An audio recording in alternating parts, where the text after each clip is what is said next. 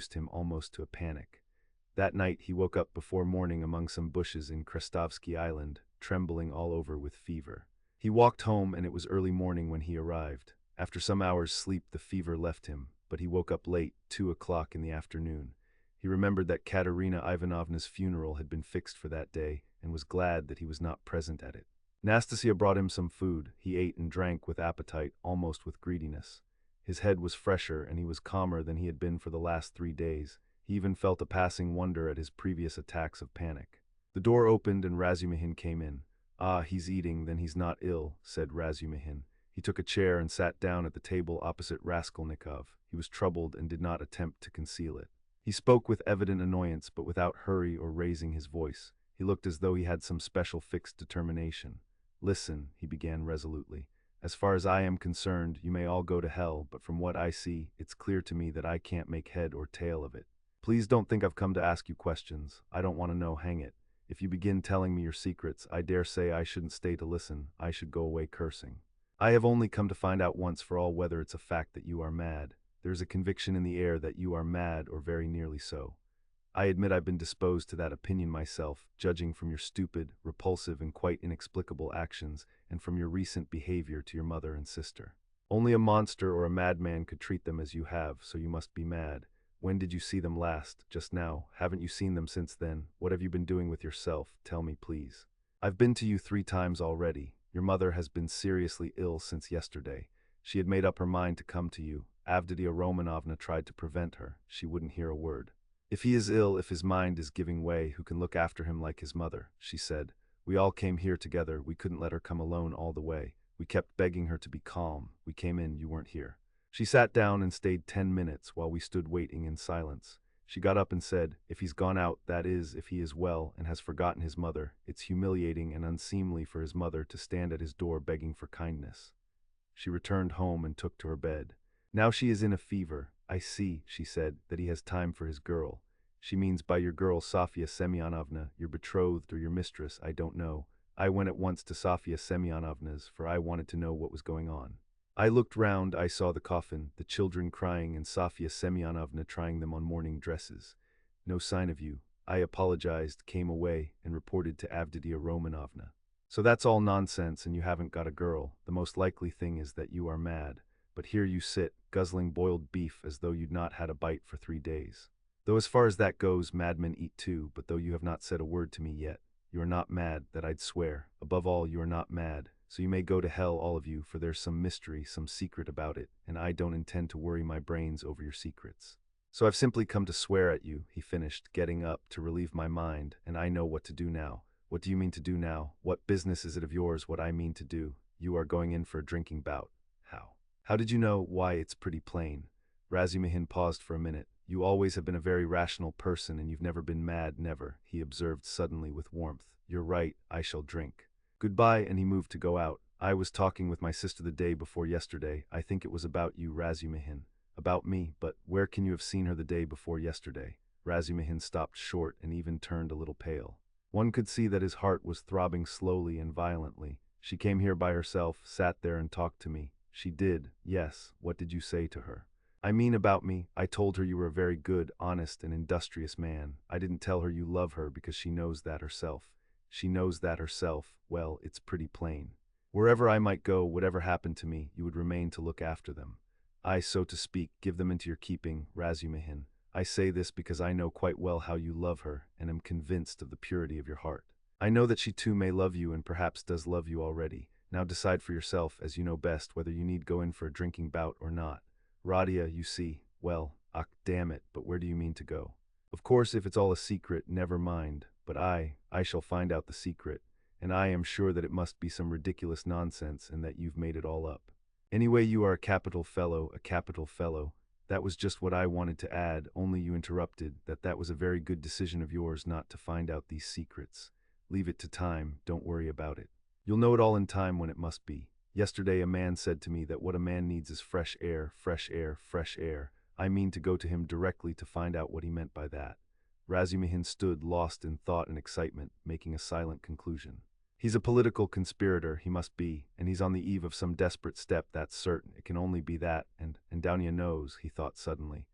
"So Avditia Romanovna comes to see you," he said, weighing each syllable, "and you're going to see a man who says we need more air, and so of course that letter.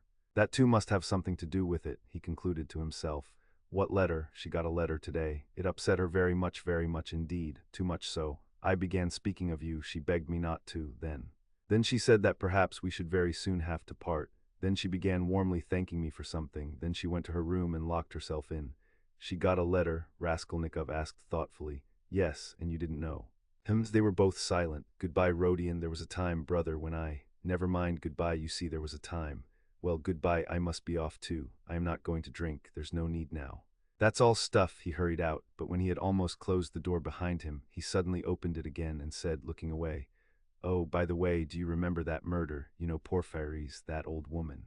Do you know the murderer has been found, he has confessed and given the proofs. It's one of those very workmen, the painter, only fancy. Do you remember I defended them here? Would you believe it, all that scene of fighting and laughing with his companions on the stairs while the porter and the two witnesses were going up, he got up on purpose to disarm suspicion. The cunning, the presence of mind of the young dog. One can hardly credit it, but it's his own explanation, he has confessed it all. And what a fool I was about it. Well, he's simply a genius of hypocrisy and resourcefulness in disarming the suspicions of the lawyers, so there's nothing much to wonder at, I suppose. Of course people like that are always possible, and the fact that he couldn't keep up the character but confessed makes him easier to believe in. But what a fool I was. I was frantic on their side. Tell me please, from whom did you hear that, and why does it interest you so? Raskolnikov asked with unmistakable agitation. What next? You ask me why it interests me. Well, I heard it from Porphyry, among others. It was from him I heard almost all about it. From Porphyry. What did he say? Raskolnikov asked in dismay. He gave me a capital explanation of it, psychologically, after his fashion. He explained it himself. Yes, goodbye, I'll tell you all about it another time, but now I'm busy. There was a time when I fancied. But no matter, another time. What need is there for me to drink now? You have made me drunk without wine. I am drunk, Radia. Goodbye, I'm going. I'll come again very soon. He went out. He's a political conspirator, there's not a doubt about it, Razumihin decided as he slowly descended the stairs. And he's drawn his sister in. That's quite in keeping with Avditia Romanovna's character. There are interviews between them, she hinted at it too. So many of her words and hints bear that meaning, and how else can all this tangle be explained? And I was almost thinking, good heavens, what I thought. Yes, I took leave of my senses and I wronged him. It was his doing, under the lamp in the corridor that day. Foo, what a crude, nasty, vile idea on my part. Nikolay is a brick for confessing, and how clear it all is now. His illness then, all his strange actions. Before this, in the university, how morose he used to be, how gloomy. But what's the meaning now of that letter? There's something in that too, perhaps. Whom was it from? I suspect. No, I must find out, he thought of Downia. Realizing all he had heard, and his heart throbbed, and he suddenly broke into a run. As soon as Razumihin went out, Raskolnikov got up, turned to the window, walked into one corner and then into another, as though forgetting the smallness of his room, and sat down again on the sofa. He felt, so to speak, renewed. Again the struggle, so a means of escape had come. Yes, a means of escape had come. It had been too stifling, too cramping, the burden had been too agonizing. A lethargy had come upon him at times. From the moment of the scene with Nikolay at Porphyry's he had been suffocating, penned in without hope of escape. After Nikolay's confession, on that very day had come the scene with Sonia. His behavior and his last words had been utterly unlike anything he could have imagined beforehand. He had grown feebler, instantly and fundamentally. And he had agreed at the time with Sonia. He had agreed in his heart he could not go on living alone with such a thing on his mind. And Svidrigailov was a riddle. He worried him, that was true, but somehow not on the same point. He might still have a struggle to come with Svidrigailov. Svidrigailov, too, might be a means of escape. But Porphyry was a different matter, and so Porphyry himself had explained it to Razumihin, had explained it psychologically. He had begun bringing in his damned psychology again, Porphyry. But to think that Porphyry should for one moment believe that Nikolay was guilty, after what had passed between them before Nikolay's appearance, after that tete-a-tete interview, which could have only one explanation. During those days Raskolnikov had often recalled passages in that scene with Porphyry. He could not bear to let his mind rest on it. Such words, such gestures had passed between them, they had exchanged such glances, things had been said in such a tone and had reached such a pass that Nikolay, whom Porphyry had seen through at the first word, at the first gesture, could not have shaken his conviction. And to think that even Razumihin had begun to suspect. The scene in the corridor under the lamp had produced its effect then. He had rushed to Porphyry. but what had induced the latter to receive him like that? What had been his object in putting Razumihin off with Nikolay? He must have some plan, there was some design, but what was it? It was true that a long time had passed since that morning, too long a time, and no sight nor sound of Porfiry. Well, that was a bad sign. Raskolnikov took his cap and went out of the room, still pondering. It was the first time for a long while that he had felt clear in his mind, at least. I must settle Svidrigailov, he thought, and as soon as possible. He, too, seems to be waiting for me to come to him of my own accord. And at that moment there was such a rush of hate in his weary heart that he might have killed either of those two, Porfiry or Svidrigailov. At least he felt that he would be capable of doing it later, if not now. We shall see, he repeated to himself. But no sooner had he opened the door than he stumbled upon Porfiry himself in the passage. He was coming in to see him. Raskolnikov was dumbfounded for a minute, but only for 1 minute. Strange to say, he was not very much astonished at seeing Porfiry and scarcely afraid of him. He was simply startled, but was quickly, instantly on his guard. Perhaps this will mean the end, but how could Porfiry have approached so quietly, like a cat, so that he had heard nothing? Could he have been listening at the door? You didn't expect a visitor, Rodion Romanovitch, Porfiry explained, laughing. I've been meaning to look in a long time. I was passing by and thought, why not go in for 5 minutes? Are you going out? I won't keep you long, just let me have one cigarette. Sit down, Porfiry Petrovitch, sit down. Raskolnikov gave his visitor a seat with so pleased and friendly an expression that he would have marveled at himself if he could have seen it. The last moment had come, the last drops had to be drained. So a man will sometimes go through half an hour of mortal terror with a brigand, yet when the knife is at his throat at last, he feels no fear. Raskolnikov seated himself directly facing Porfiry and looked at him without flinching. Porfiry screwed up his eyes and began lighting a cigarette. Speak, seemed as though it would burst from Raskolnikov's heart. Come, why don't you speak? Chapter Roman 2. Ah, these cigarettes, Porfiry Petrovitch ejaculated at last, having lighted one. They are pernicious, positively pernicious, and yet I can't give them up. I cough, I begin to have tickling in my throat and a difficulty in breathing. You know I am a coward. I went lately to Dr. B.N. He always gives at least half an hour to each patient. He positively laughed, looking at me. He sounded me. Tobacco's bad for you, he said. Your lungs are affected. But how am I to give it up? What is there to take its place? I don't drink, that's the mischief, that I don't. Everything is relative, Rodion Romanovitch, everything is relative. Why, he's playing his professional tricks again, Raskolnikov thought with disgust. All the circumstances of their last interview suddenly came back to him, and he felt a rush of the feeling that had come upon him then. I came to see you the day before yesterday in the evening, you didn't know, Porfiry Petrovitch went on, looking round the room. I came into this very room. I was passing by, just as I did today, and I thought I'd return your call. I walked in as your door was wide open. I looked round, waited, and went out without leaving my name with your servant. Don't you lock your door? Raskolnikov's face grew more and more gloomy. Porfiry seemed to guess his state of mind. I've come to have it out with you, Rodion Romanovitch, my dear fellow. I owe you an explanation and must give it to you, he continued with a slight smile, just patting Raskolnikov's knee.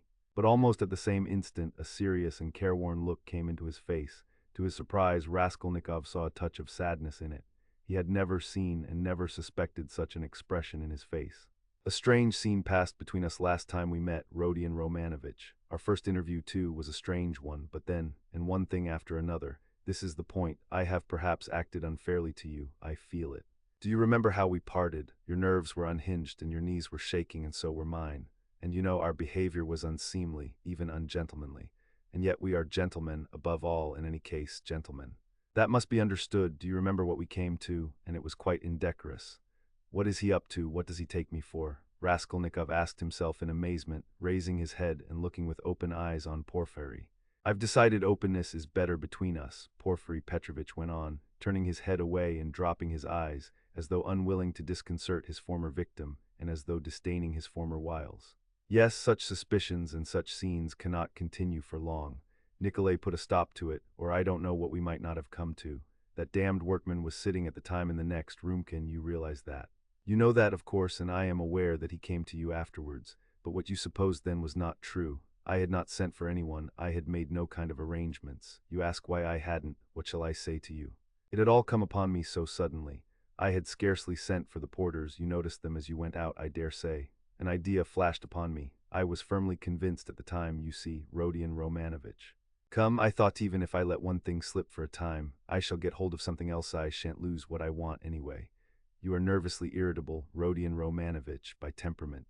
It's out of proportion with other qualities of your heart and character, which I flatter myself I have to some extent divined. Of course, I did reflect even then that it does not always happen that a man gets up and blurts out his whole story. It does happen sometimes if you make a man lose all patience, though even then it's rare. I was capable of realizing that. If I only had a fact I thought, the least little fact to go upon, something I could lay hold of, something tangible, not merely psychological. For if a man is guilty, you must be able to get something substantial out of him. One may reckon upon most surprising results indeed. I was reckoning on your temperament, Rodion Romanovich, on your temperament above all things. I had great hopes of you at that time. But what are you driving at now? Raskolnikov muttered at last, asking the question without thinking. What is he talking about? He wondered distractedly. Does he really take me to be innocent? What am I driving at? I've come to explain myself. I consider it my duty, so to speak. I want to make clear to you how the whole business, the whole misunderstanding arose. I've caused you a great deal of suffering, Rodion Romanovich. I am not a monster. I understand what it must mean for a man who has been unfortunate, but who is proud, imperious, and above all, impatient to have to bear such treatment. I regard you in any case as a man of noble character, and not without elements of magnanimity, though I don't agree with all your convictions. I wanted to tell you this first, frankly and quite sincerely, for above all I don't want to deceive you. When I made your acquaintance, I felt attracted by you. Perhaps you will laugh at my saying so. You have a right to. I know you disliked me from the first, and indeed you've no reason to like me. You may think what you like, but I desire now to do all I can to efface that impression, and to show that I am a man of heart and conscience. I speak sincerely. Porfiry Petrovitch made a dignified pause. Raskolnikov felt a rush of renewed alarm. The thought that Porfiry believed him to be innocent began to make him uneasy. It's scarcely necessary to go over everything in detail, Porfiry Petrovitch went on. Indeed, I could scarcely attempt it. To begin with, there were rumors, through whom, how, and when those rumors came to me, and how they affected you, I need not go into. My suspicions were aroused by a complete accident, which might just as easily not have happened. What was it?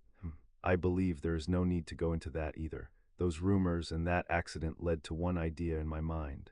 I admit it openly, for one may as well make a clean breast of a tie was the first to pitch on you.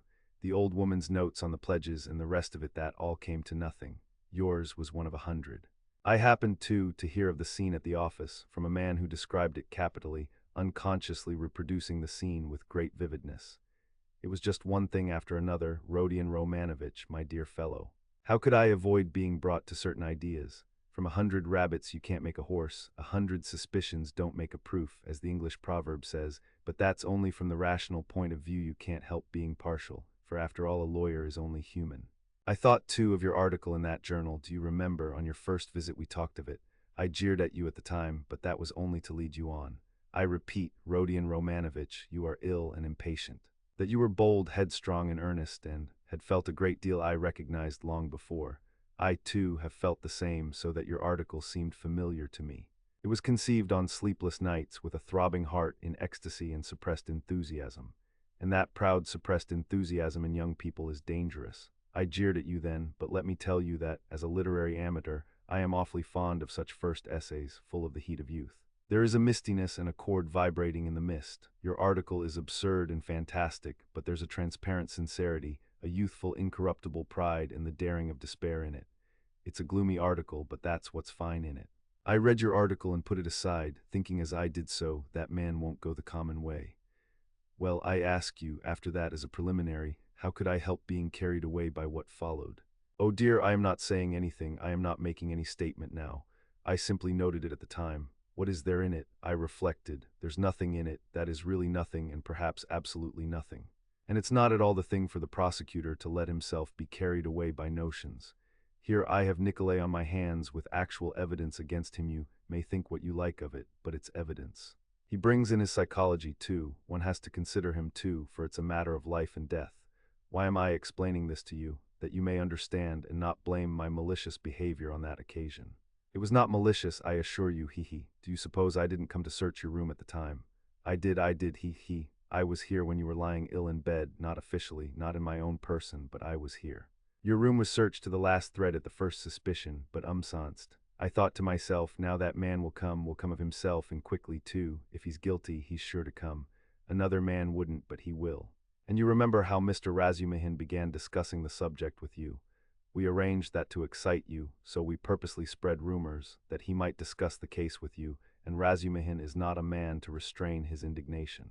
Mr. Zametov was tremendously struck by your anger and your open daring. Think of blurting out in a restaurant, "I killed her."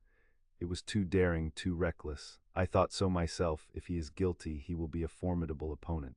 That was what I thought at the time. I was expecting you, but you simply bowled Zametov over and, well, you see, it all lies in this, that this damnable psychology can be taken two ways.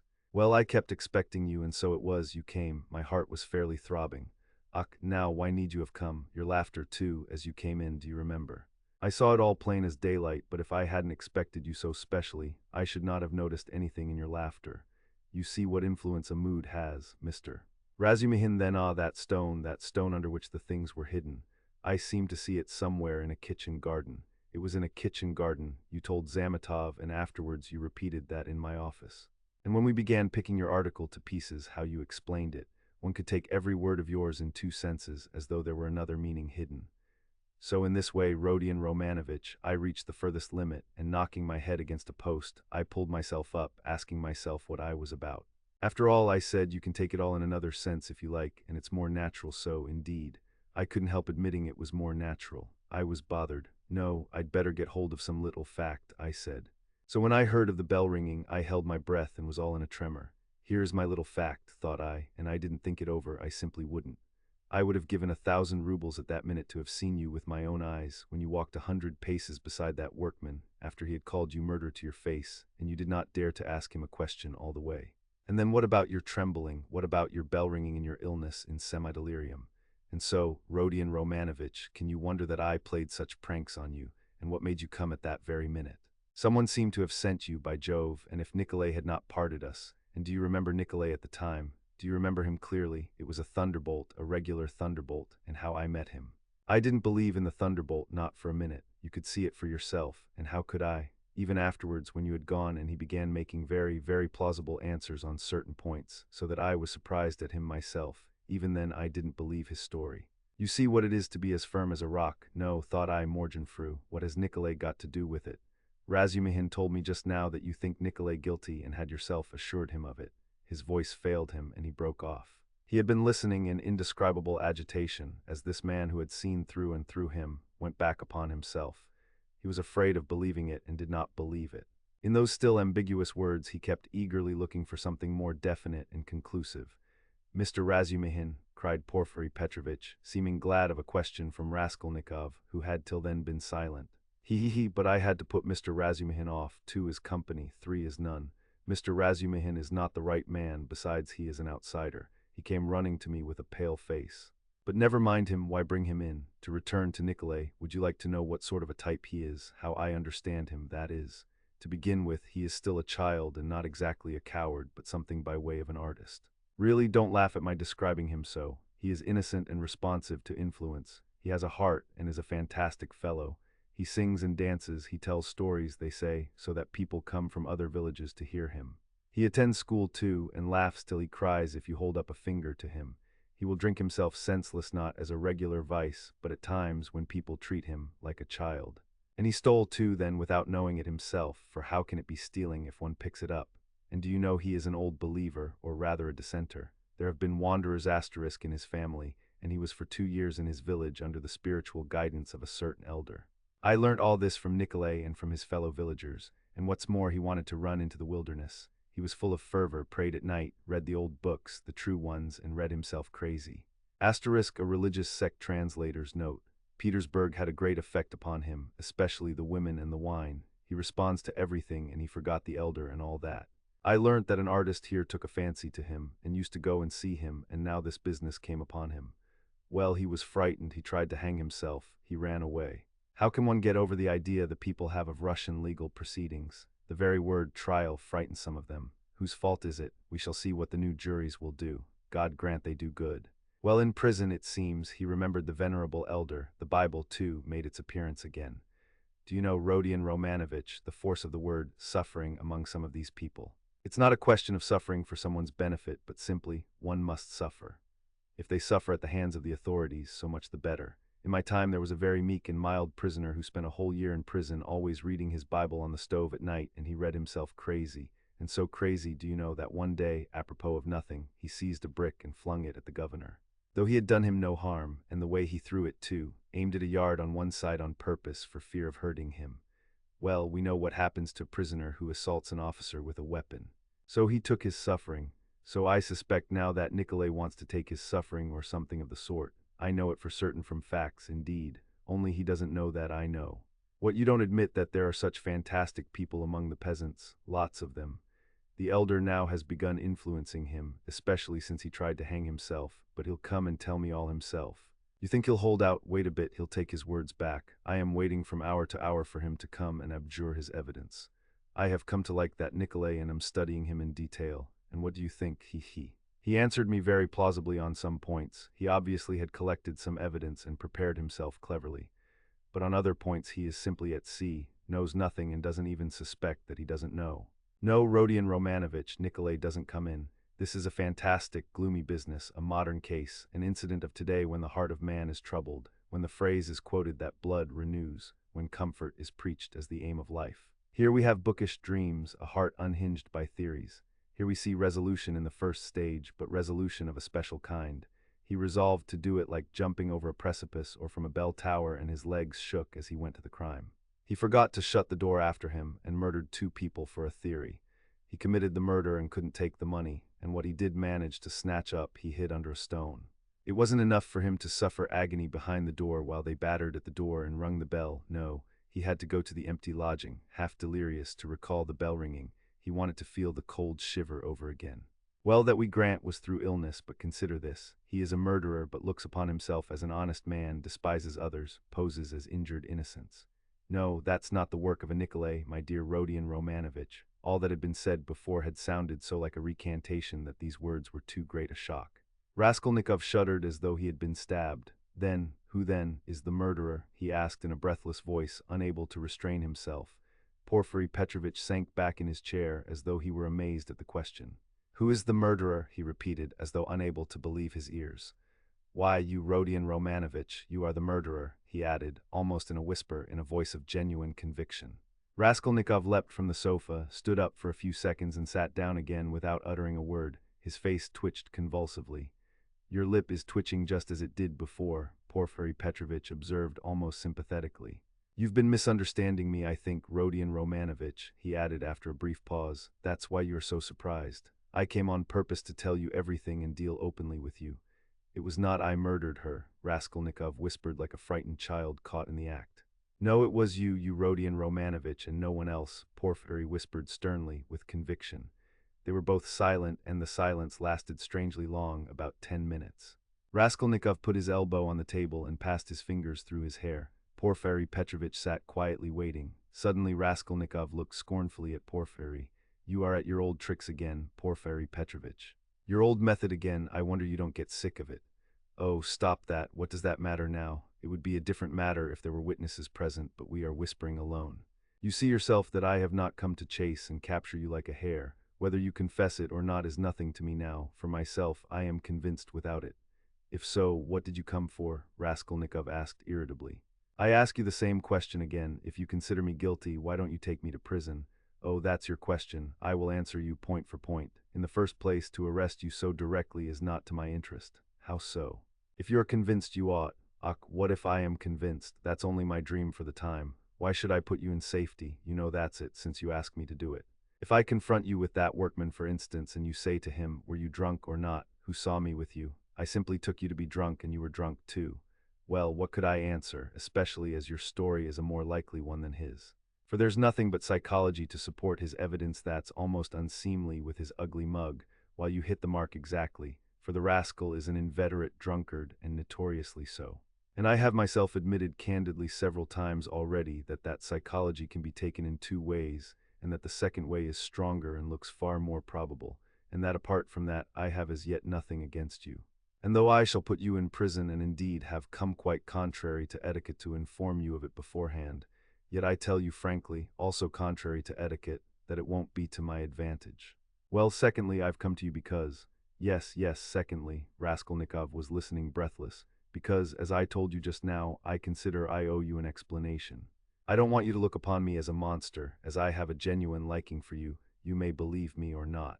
And in the third place, I've come to you with a direct and open proposition that you should surrender and confess.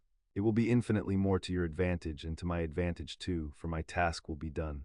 Well, is this open on my part or not? Raskolnikov thought a minute. Listen, Porfiry Petrovitch. You said just now you have nothing but psychology to go on, yet now you've gone on mathematics. Well, what if you're mistaken yourself now? No, Rodion Romanovitch, I am not mistaken. I have a little fact even then, Providence sent it me. What little fact? I won't tell you what, Rodion Romanovitch, and in any case, I haven't the right to put it off any longer. I must arrest you, so think it over. It makes no difference to me now, and so I speak only for your sake. Believe me, it will be better, Rodion Romanovitch. Raskolnikov smiled malignantly. That's not simply ridiculous, it's positively shameless. Why, even if I were guilty, which I don't admit, what reason should I have to confess, when you tell me yourself that I shall be in greater safety in prison? Ah, Rodion Romanovitch, don't put too much faith in words. Perhaps prison will not be altogether a restful place. That's only theory, and my theory, and what authority am I for you? Perhaps, too, even now I am hiding something from you. I can't lay bare everything, hee, and how can you ask what advantage? Don't you know how it would lessen your sentence? You would be confessing at a moment when another man has taken the crime on himself and so has muddled the whole case. Consider that. I swear before God that I will so arrange that your confession shall come as a complete surprise. We will make a clean sweep of all these psychological points of a suspicion against you, so that your crime will appear to have been something like an aberration, for in truth it was an aberration. I am an honest man, Rodion Romanovitch, and will keep my word. Raskolnikov maintained a mournful silence and let his head sink dejectedly. He pondered a long while and at last smiled again, but his smile was sad and gentle. No, he said, apparently abandoning all attempt to keep up appearances with Porfiry, it's not worth it. I don't care about lessening the sentence. That's just what I was afraid of, Porfiry cried warmly and, as it seemed, involuntarily. That's just what I feared, that you wouldn't care about the mitigation of sentence. Raskolnikov looked sadly and expressively at him. Ah, don't disdain life, Porfiry went on. You have a great deal of it still before you. How can you say you don't want a mitigation of sentence? You are an impatient fellow. A great deal of what lies before me. Of life, what sort of prophet are you? Do you know much about it? Seek and ye shall find. This may be God's means for bringing you to him, and it's not forever the bondage. The time will be shortened, laughed Raskolnikov.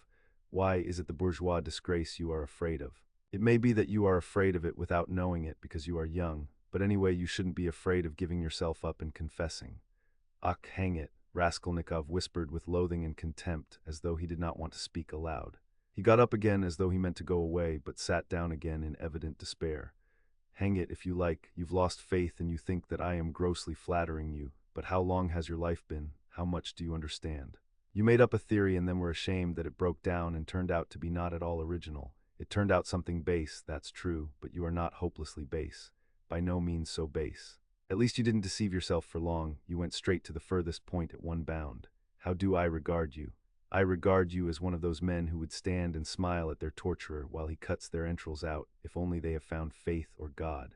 Find it and you will live. You have long needed a change of air. Suffering, too, is a good thing. Suffer. Maybe Nikolay is right in wanting to suffer. I know you don't believe in it, but don't be overwise. Fling yourself straight into life without deliberation. Don't be afraid the flood will bear you to the bank and set you safe on your feet again. What bank? How can I tell? I only believe that you have long life before you. I know that you take all my words now for a set speech prepared beforehand, but maybe you will remember them after. They may be of use some time. That's why I speak. It's as well that you only killed the old woman. If you'd invented another theory, you might perhaps have done something 1,000 times more hideous. You ought to thank God, perhaps. How do you know? Perhaps God is saving you for something, but keep a good heart and have less fear. Are you afraid of the great expiation before you? No, it would be shameful to be afraid of it. Since you have taken such a step, you must harden your heart. There is justice in it. You must fulfill the demands of justice. I know that you don't believe it, but indeed life will bring you through. You will live it down in time. What you need now is fresh air, fresh air, fresh air. Raskolnikov positively started. But who are you? What prophet are you? From the height of what majestic calm do you proclaim these words of wisdom? Who am I? I am a man with nothing to hope for, that's all. A man perhaps of feeling and sympathy, maybe of some knowledge too, but my day is over. But you are a different matter. There is life waiting for you, though who knows, maybe your life too will pass off in smoke and come to nothing. Come, what does it matter that you will pass into another class of men? It's not comfort you regret with your heart, What of it that perhaps no one will see you for so long? It's not time, but yourself that will decide that. Be the sun, and all will see you. The sun has before all to be the sun. Why are you smiling again at my being such a shiller? I bet you're imagining that I am trying to get round you by flattery. Well, perhaps I am, he he he. Perhaps you'd better not believe my word. Perhaps you'd better never believe it altogether. I'm made that way, I confess it. But let me add, you can judge for yourself, I think, how far I am a base sort of man and how far I am honest. When do you mean to arrest me? Well, I can let you walk about another day or two. Think it over, my dear fellow, and pray to God. It's more in your interest, believe me. And what if I run away? Asked Raskolnikov with a strange smile. No, you won't run away.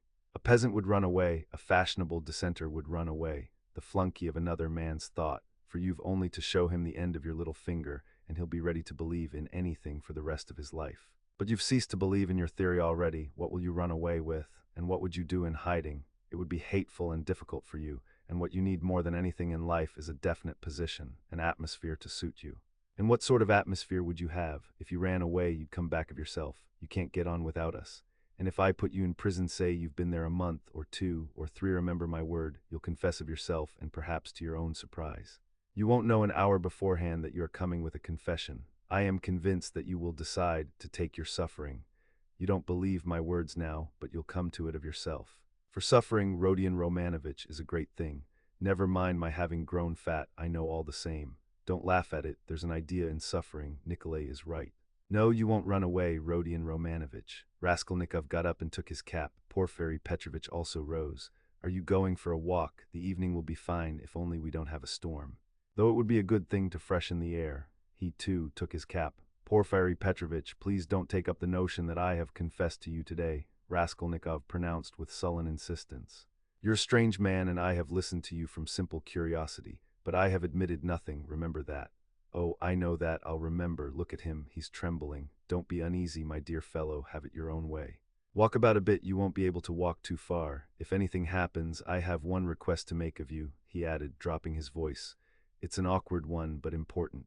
If anything were to happen, though indeed I don't believe in it and think you quite incapable of it, yet in case you were taken during these 40 or 50 hours with the notion of putting an end to the business in some other way, in some fantastic fashion, laying hands on yourself. It's an absurd proposition, but you must forgive me for it. Do leave a brief but precise note, only 2 lines, and mention the stone. It will be more generous. Come till we meet. Good thoughts and sound decisions to you. Porfiry went out, stooping and avoiding looking at Raskolnikov. The latter went to the window and waited with irritable impatience till he calculated that Porfiry had reached the street and moved away. Then he too went hurriedly out of the room. Chapter III. He hurried to Svidrigailov's. What he had to hope from that man he did not know, but that man had some hidden power over him. Having once recognized this, he could not rest, and now the time had come. On the way, one question particularly worried him. Had Svidrigailov been to Porfiry's? As far as he could judge, he would swear to it that he had not. He pondered again and again, went over Porfiry's visit. No, he hadn't been, of course he hadn't. But if he had not been yet, would he go? Meanwhile, for the present he fancied he couldn't. Why? He could not have explained, but if he could, he would not have wasted much thought over it at the moment. It all worried him, and at the same time he could not attend to it. Strange to say, none would have believed it perhaps, but he only felt a faint, vague anxiety about his immediate future. Another, much more important anxiety tormented him. It concerned himself, but in a different, more vital way. Moreover, he was conscious of immense moral fatigue, though his mind was working better that morning than it had done of late. And was it worth while, after all that had happened, to contend with these new trivial difficulties? Was it worth while, for instance, to maneuver that Svidrigailov should not go to Porfiry's? Was it worth while to investigate, to ascertain the facts, to waste time over anyone like Svidrigailov? Oh, how sick he was of it all, and yet he was hastening to Svidrigailov. Could he be expecting something new from him, information or means of escape? Men will catch at straws. Was it destiny or some instinct bringing them together? Perhaps it was only fatigue, despair. Perhaps it was not Svidrigailov but some other whom he needed, and Svidrigailov had simply presented himself by chance. Sonia, but what should he go to Sonia for now? To beg her tears again, he was afraid of Sonia too. Sonia stood before him as an irrevocable sentence. He must go his own way or hers. At that moment especially he did not feel equal to seeing her. No, would it not be better to try Svidrigailov? And he could not help inwardly owning that he had long felt that he must see him for some reason. But what could they have in common? Their very evil doing could not be of the same kind. The man, moreover, was very unpleasant, evidently depraved, undoubtedly cunning and deceitful, possibly malignant. Such stories were told about him. It is true he was befriending Katerina Ivanovna's children, but who could tell with what motive and what it meant? The man always had some design, some project. There was another thought which had been continually hovering of late about Raskolnikov's mind and causing him great uneasiness. It was so painful that he made distinct efforts to get rid of it. He sometimes thought that Svidrigailov was dogging his footsteps. Svidrigailov had found out his secret and had designs on Dounia. What if he had them still? Wasn't it practically certain that he had? And what if, having learnt his secret and so having gained power over him, he were to use it as a weapon against Dounia? This idea sometimes even tormented his dreams, but it had never presented itself so vividly to him as on his way to Svidrigailov. The very thought moved him to gloomy rage. To begin with, this would transform everything, even his own position. He would have at once to confess his secret to Dounia. Would he have to give himself up perhaps to prevent Dounia from taking some rash step? The letter, this morning Dounia had received a letter. From whom could she get letters in Petersburg? Luzhin, perhaps. It's true Razumihin was there to protect her, but Razumihin knew nothing of the position. Perhaps it was his duty to tell Razumihin. He thought of it with repugnance. In any case, he must see Svidrigailov as soon as possible, he decided finally. Thank God, the details of the interview were of little consequence, if only he could get at the root of the matter. But if Svidrigailov were capable, if he were intriguing against Dounia then… Raskolnikov was so exhausted by what he had passed through that month that he could only decide such questions in one way.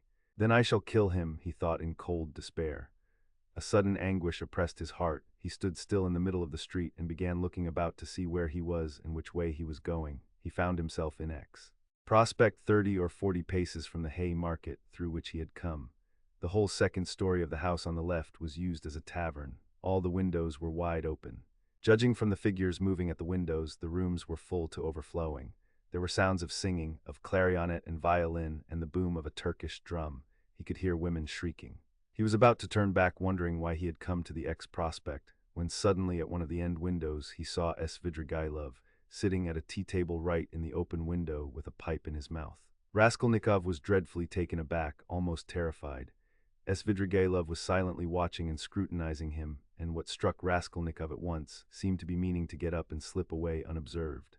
Raskolnikov at once pretended not to have seen him, but to be looking absent-mindedly away, while he watched him out of the corner of his eye. His heart was beating violently. Yet it was evident that Svidrigailov did not want to be seen. He took the pipe out of his mouth and was on the point of concealing himself, but as he got up and moved back his chair, he seemed to have become suddenly aware that Raskolnikov had seen him and was watching him. What had passed between them was much the same as what happened at their first meeting in Raskolnikov's room. A sly smile came into Svidrigailov's face and grew broader and broader. Each knew that he was seen and watched by the other. At last Svidrigailov broke into a loud laugh. Well, come in if you want me. I am here," he shouted from the window. Raskolnikov went up into the tavern. He found Svidrigailov in a tiny back room, adjoining the saloon in which merchants, clerks, and numbers of people of all sorts were drinking tea at 20 little tables to the desperate bawling of a chorus of singers. The click of billiard balls could be heard in the distance. On the table before Svidrigailov stood an open bottle and a glass half full of champagne. In the room he found also a boy with a little hand organ, a healthy-looking red-cheeked girl of 18, wearing a tucked-up striped skirt and a Tyrolese hat with ribbons.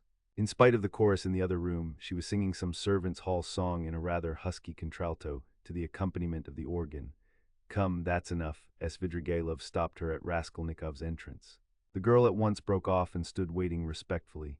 She had sung her guttural rhymes, too, with a serious and respectful expression in her face. "Hey, Philip, a glass," shouted Svidrigailov. "I won't drink anything," said Raskolnikov. "As you like, I didn't mean it for you. Drink, Kasia, I don't want anything more today, you can go." He poured her out a full glass and laid down a yellow note. Kasia drank off her glass of wine, as women do, without putting it down, in 20 gulps, took the note and kissed Svidrigailov's hand, which he allowed quite seriously. She went out of the room and the boy trailed after her with the organ. Both had been brought in from the street. Svidrigailov had not been a week in Petersburg, but everything about him was already, so to speak, on a patriarchal footing. The waiter, Philip, was by now an old friend and very obsequious. The door leading to the saloon had a lock on it. Svidrigailov was at home in this room, and perhaps spent whole days in it. The tavern was dirty and wretched, not even second-rate. "I was going to see you and looking for you," Raskolnikov began, but I don't know what made me turn from the Hay Market into the X Prospect just now. I never take this turning, I turn to the right from the Hay Market, and this isn't the way to you. I simply turned and here you are. It is strange. Why don't you say at once it's a miracle, because it may be only chance. Oh, that's the way with all you folk, laughed Svidrigailov. You won't admit it even if you do inwardly believe it a miracle. Here you say that it may be only chance. And what cowards they all are here, about having an opinion of their own. You can't fancy, Rodion Romanovich. I don't mean you have an opinion of your own and are not afraid to have it. That's how it was you attracted my curiosity. Nothing else. Well, that's enough, you know. Svidrigailov was obviously exhilarated, but only slightly so. He had not had more than half a glass of wine. I fancy you came to see me before you knew that I was capable of having what you call an opinion of my own, observed Raskolnikov. Oh, well, it was a different matter. Everyone has his own plans. And apropos of the miracle, let me tell you that I think you have been asleep for the last 2 or 3 days. I told you of this tavern myself. There is no miracle in your coming straight here. I explained the way myself, told you where it was and the hours you could find me here. Do you remember? I don't remember, answered Raskolnikov with surprise. I believe you, I told you twice. The address has been stamped mechanically on your memory. You turned this way mechanically and yet precisely according to the direction, though you are not aware of it. When I told you then, I hardly hoped you understood me. You give yourself away too much, Rodion Romanovich. And another thing, I'm convinced there are lots of people in Petersburg who talk to themselves as they walk. This is a town of crazy people. If only we had scientific men, doctors, lawyers, and philosophers might make most valuable investigations in Petersburg, each in his own line. There are few places where there are so many gloomy, strong, and queer influences on the soul of man as in Petersburg. The mere influences of climate mean so much, and it's the administrative center of all Russia, and its character must be reflected on the whole country, but that is neither here nor there now. The point is that I have several times watched you. You walk out of your house holding your head height 20 paces from home, you let it sink, and fold your hands behind your back. You look and evidently see nothing before nor beside you. At last you begin moving your lips and talking to yourself, and sometimes you wave one hand and declaim, and at last stand still in the middle of the road. That's not at all the thing. Someone may be watching you besides me, and it won't do you any good. It's nothing really to do with me, and I can't cure you, but of course you understand me. Do you know that I am being followed? Asked Raskolnikov, looking inquisitively at him. No, I know nothing about it, said Svidrigailov, seeming surprised. Well then, let us leave me alone, Raskolnikov muttered, frowning. Very good, let us leave you alone. You had better tell me if you come here to drink and directed me twice to come here to you. Why did you hide and try to get away just now when I looked at the window from the street? I saw it, hee, and why was it you lay on your sofa with closed eyes and pretended to be asleep, though you were wide awake while I stood in your doorway? I saw it. I may have had reasons. You know that yourself, and I may have had my reasons, though you don't know them. Raskolnikov dropped his right elbow on the table, leaned his chin in the fingers of his right hand, and stared intently at Svidrigailov. For a full minute he scrutinized his face, which had impressed him before. It was a strange face, like a mask, white and red, with bright red lips, with a flaxen beard and still thick flaxen hair. His eyes were somehow too blue, and their expression somehow too heavy and fixed. There was something awfully unpleasant in that handsome face, which looked so wonderfully young for his age. Svidrigailov was smartly dressed in light summer clothes and was particularly dainty in his linen. He wore a huge ring with a precious stone in it. Have I got to bother myself about you too now? Said Raskolnikov suddenly, coming with nervous impatience straight to the point. Even though perhaps you are the most dangerous man if you care to injure me, I don't want to put myself out any more. I will show you at once that I don't prize myself as you probably think I do. I've come to tell you at once that if you keep to your former intentions with regard to my sister, and if you think to derive any benefit in that direction from what has been discovered of late, I will kill you before you get me locked up. You can reckon on my word, you know that I can keep it. And in the second place, if you want to tell me anything, for I keep fancying all this time that you have something to tell me, make haste and tell it, for time is precious and very likely it will soon be too late. Why in such haste? Asked Svidrigailov, looking at him curiously. Everyone has his plans, Raskolnikov answered gloomily and impatiently. You urged me yourself to frankness just now, and at the first question you refused to answer, Svidrigailov observed with a smile. You keep fancying that I have aims of my own, and so you look at me with suspicion. Of course it's perfectly natural in your position, but though I should like to be friends with you, I shan't trouble myself to convince you of the contrary. The game isn't worth the candle, and I wasn't intending to talk to you about anything special. What did you want me for then? It was you who came hanging about me. Why, simply as an interesting subject for observation. I liked the fantastic nature of your position, that's what it was. Besides, you are the brother of a person who greatly interested me, and from that person I had in the past heard a very great deal about you, from which I gathered that you had a great influence over her.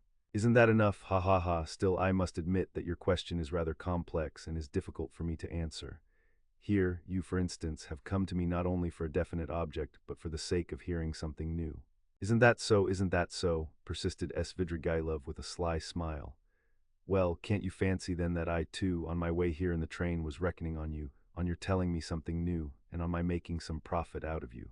You see what rich men we are. What profit could you make? How can I tell you? How do I know? You see in what a tavern I spend all my time, and it's my enjoyment. That's to say, it's no great enjoyment, but one must sit somewhere. That poor Kasia, now you saw her. If only I had been a glutton now, a club gourmand, but you see I can eat this.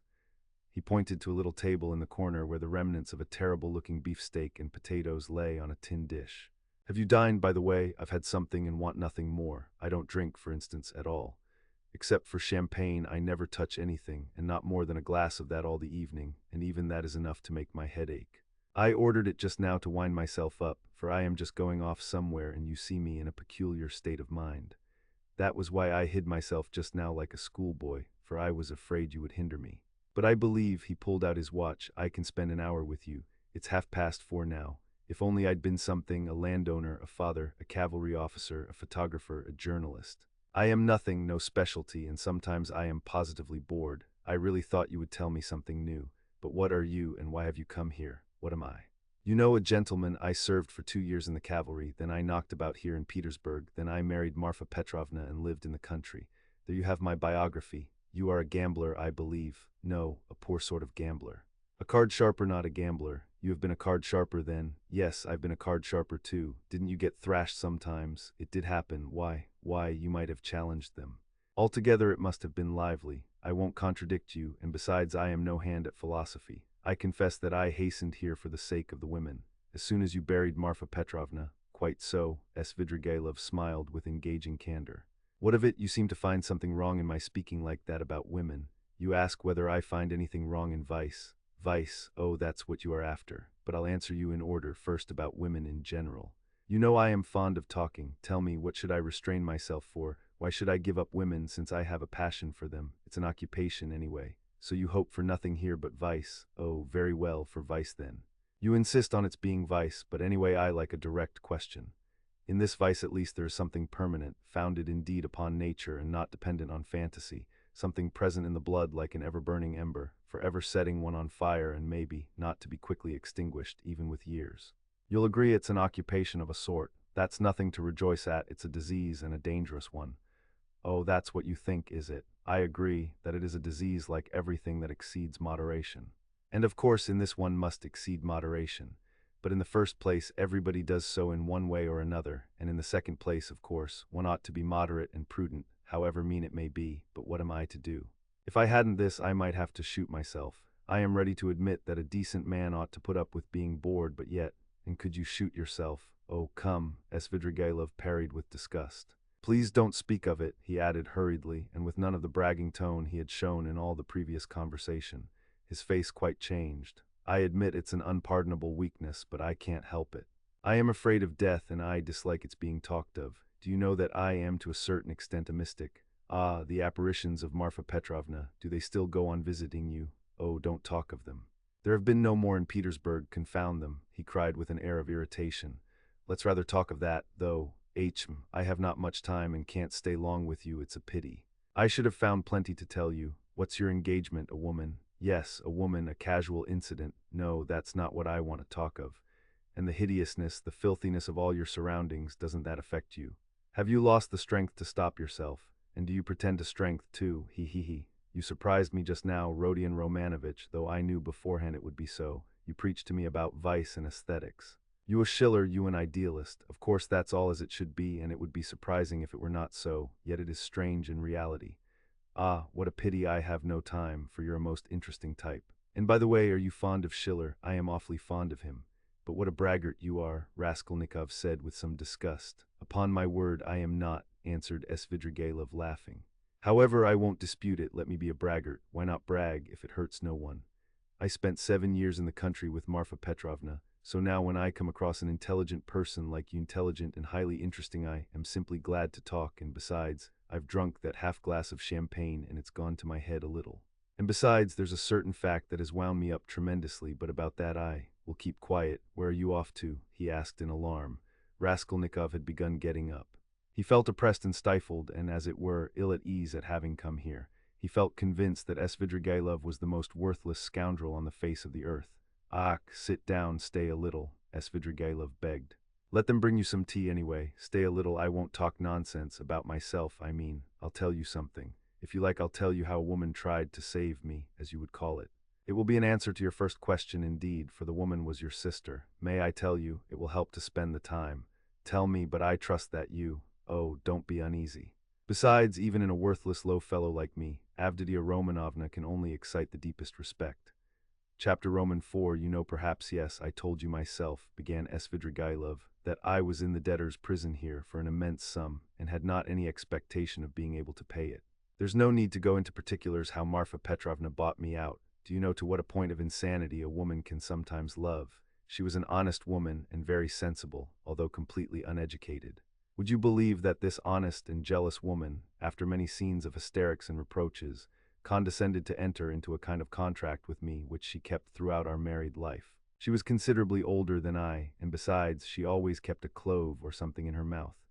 There was so much swinishness in my soul, and honesty too, of a sort, as to tell her straight out that I couldn't be absolutely faithful to her. This confession drove her to frenzy, but yet she seems in a way to have liked my brutal frankness.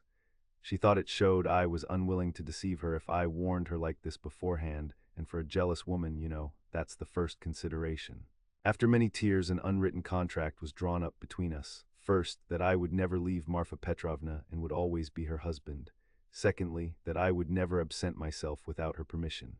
Thirdly, that I would never set up a permanent mistress. Fourthly, in return for this, Marfa Petrovna gave me a free hand with the maidservants, but only with her secret knowledge. Fifthly, God forbid my falling in love with a woman of our class. Sixthly, in case I which God forbid should be visited by a great serious passion, I was bound to reveal it to Marfa Petrovna. On this last score, however, Marfa Petrovna was fairly at ease. She was a sensible woman, and so she could not help looking upon me as a dissolute profligate incapable of real love. But a sensible woman and a jealous woman are two very different things, and that's where the trouble came in. But to judge some people impartially, we must renounce certain preconceived opinions and our habitual attitude to the ordinary people about us. I have reason to have faith in your judgment rather than in anyone's. Perhaps you have already heard a great deal that was ridiculous and absurd about Marfa Petrovna. She certainly had some very ridiculous ways, but I tell you frankly that I feel really sorry for the innumerable woes of which I was the cause. Well, and that's enough, I think, by way of a decorous orison funebra for the most tender wife of a most tender husband. When we quarreled, I usually held my tongue and did not irritate her, and that gentlemanly conduct rarely failed to attain its object. It influenced her. It pleased her indeed.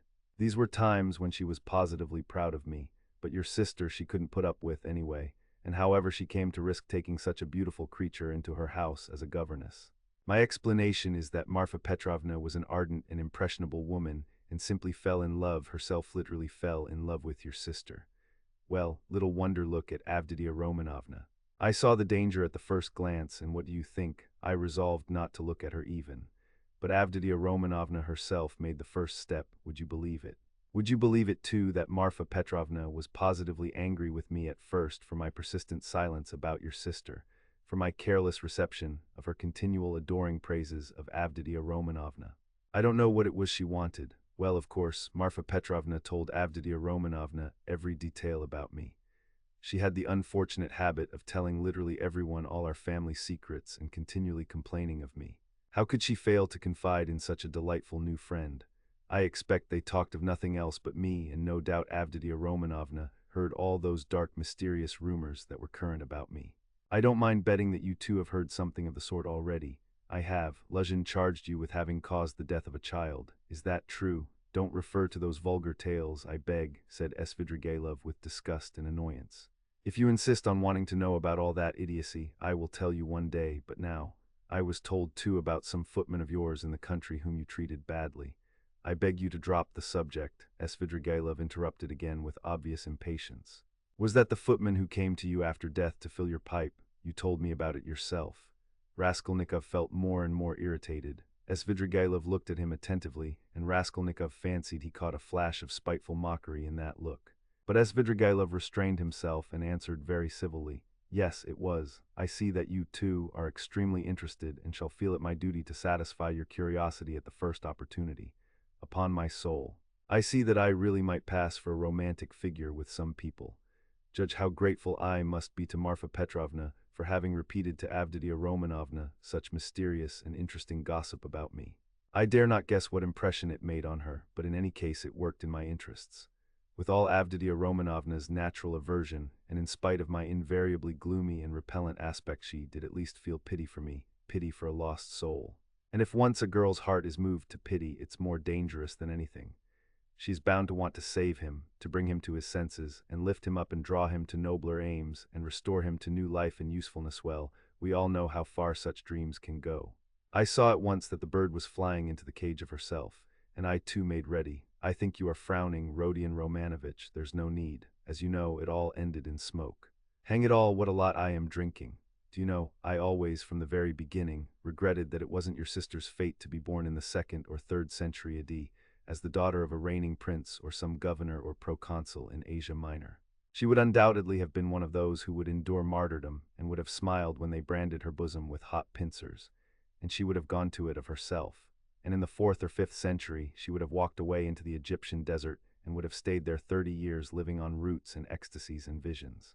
She is simply thirsting to face some torture for someone, and if she can't get her torture, she'll throw herself out of a window. I've heard something of a Mr. Razumin. He's said to be a sensible fellow. His surname suggests it, indeed. He's probably a divinity student. Well, he'd better look after your sister. I believe I understand her, and I am proud of it. But at the beginning of an acquaintance, as you know, one is apt to be more heedless and stupid. One doesn't see clearly. Hang it all, why is she so handsome? It's not my fault. In fact, it began on my side with a most irresistible physical desire. Avditia Romanovna is awfully chaste, incredibly and phenomenally so. Take note, I tell you this about your sister as a fact. She is almost morbidly chaste in spite of her broad intelligence, and it will stand in her way. There happened to be a girl in the house then, Parasha, a black-eyed wench, whom I had never seen before. She had just come from another village, very pretty, but incredibly stupid.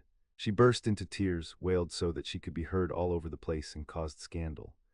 One day after dinner, Avditia Romanovna followed me into an avenue in the garden, and with flashing eyes insisted on my leaving poor Parasha alone.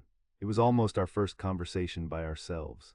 I, of course, was only too pleased to obey her wishes, tried to appear disconcerted, embarrassed, in fact played my part not badly. Then came interviews, mysterious conversations, exhortations, entreaties, supplications, even tears. Would you believe it? Even tears. Think what the passion for propaganda will bring some girls to. I, of course, threw it all on my destiny, posed as hungering and thirsting for light, and finally resorted to the most powerful weapon in the subjection of the female heart, a weapon which never fails one. It's the well-known resource, flattery. Nothing in the world is harder than speaking the truth, and nothing easier than flattery. If there's the 100th part of a false note in speaking the truth, it leads to a discord, and that leads to trouble. But if all to the last note is false in flattery, it is just as agreeable, and is heard not without satisfaction. It may be a coarse satisfaction, but still a satisfaction. And however coarse the flattery, at least half will be sure to seem true. That's so for all stages of development and classes of society. A Vestal virgin might be seduced by flattery. I can never remember without laughter how I once seduced a lady who was devoted to her husband, her children, and her principles. What fun it was, and how little trouble. And the lady really had principles of her own, anyway. All my tactics lay in simply being utterly annihilated and prostrate before her purity. I flattered her shamelessly, and as soon as I succeeded in getting a pressure of the hand, even a glance from her, I would reproach myself for having snatched it by force, and would declare that she had resisted, so that I could never have gained anything but for my being so unprincipled. I maintained that she was so innocent that she could not foresee my treachery, and yielded to me unconsciously, unawares, and so on. In fact, I triumphed, while my lady remained firmly convinced that she was innocent, chaste, and faithful to all her duties and obligations, and had succumbed quite by accident. And how angry she was with me when I explained to her at last that it was my sincere conviction that she was just as eager as I. Poor Marfa Petrovna was awfully weak on the side of flattery, and if I had only cared to, I might have had all her property settled on me during her lifetime. I am drinking an awful lot of wine now and talking too much. I hope you won't be angry if I mention now that I was beginning to produce the same effect on Avditia Romanovna. But I was stupid and impatient and spoiled it all. Avditia Romanovna had several times and one time in particular been greatly displeased by the expression of my eyes, would you believe it? There was sometimes a light in them which frightened her and grew stronger and more unguarded till it was hateful to her. No need to go into detail, but we parted. Their eye acted stupidly again. I fell to jeering in the coarsest way at all such propaganda and efforts to convert me. Parasha came on to the scene again, and not she alone. In fact, there was a tremendous to-do. Ah, Rodion Romanovitch, if you could only see how your sister's eyes can flash sometimes. Never mind my being drunk at this moment and having had a whole glass of wine. I am speaking the truth.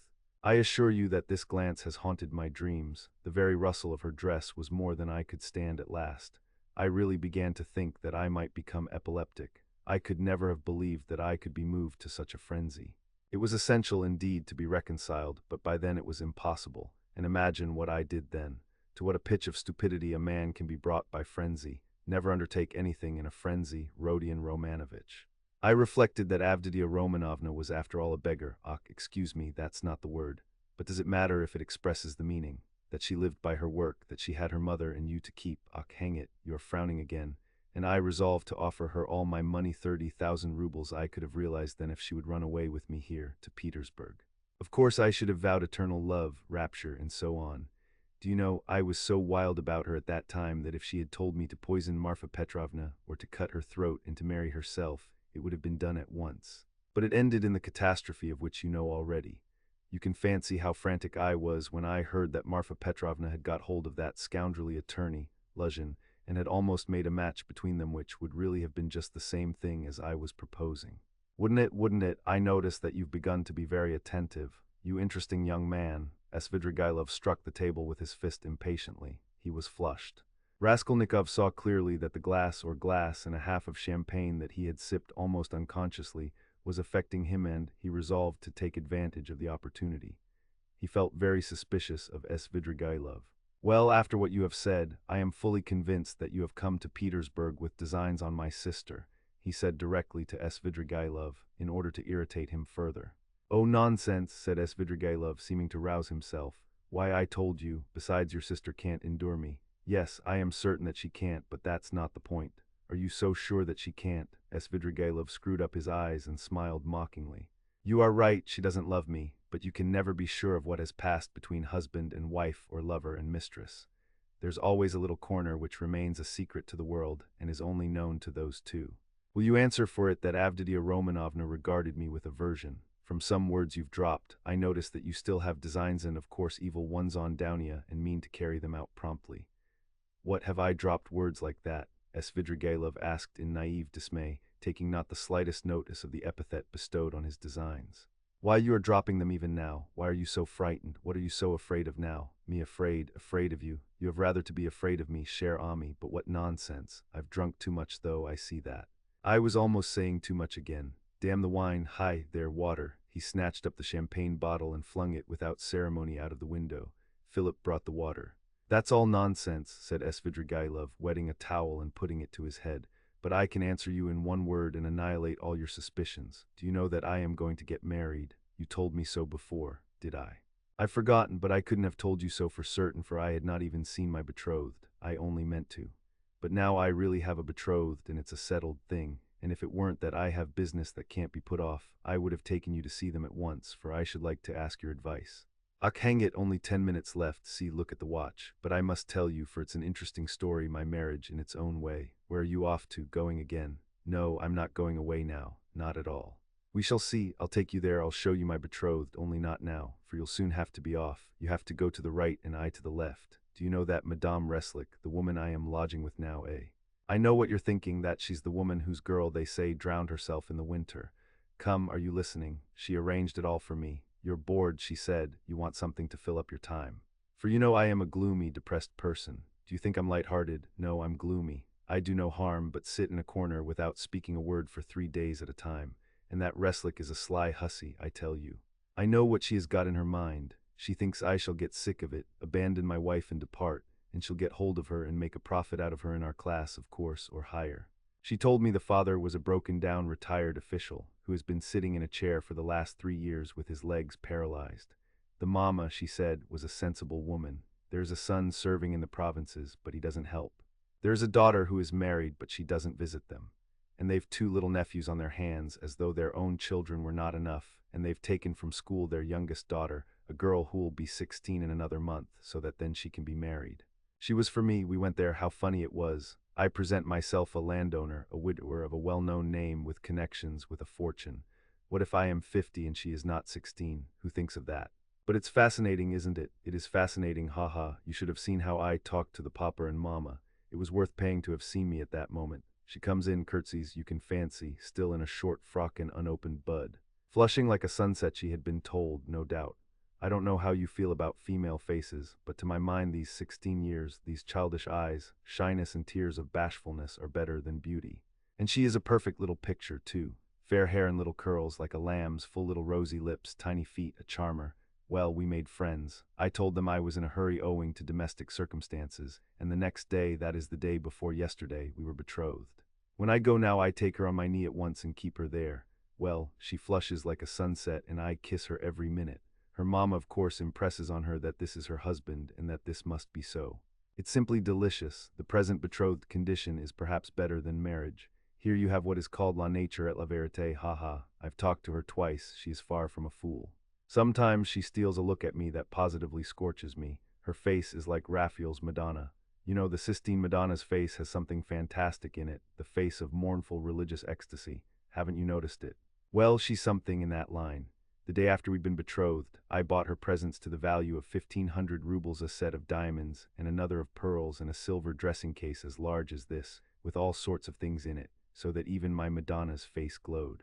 I sat her on my knee yesterday, and I suppose rather too unceremoniously she flushed crimson and the tears started, but she didn't want to show it.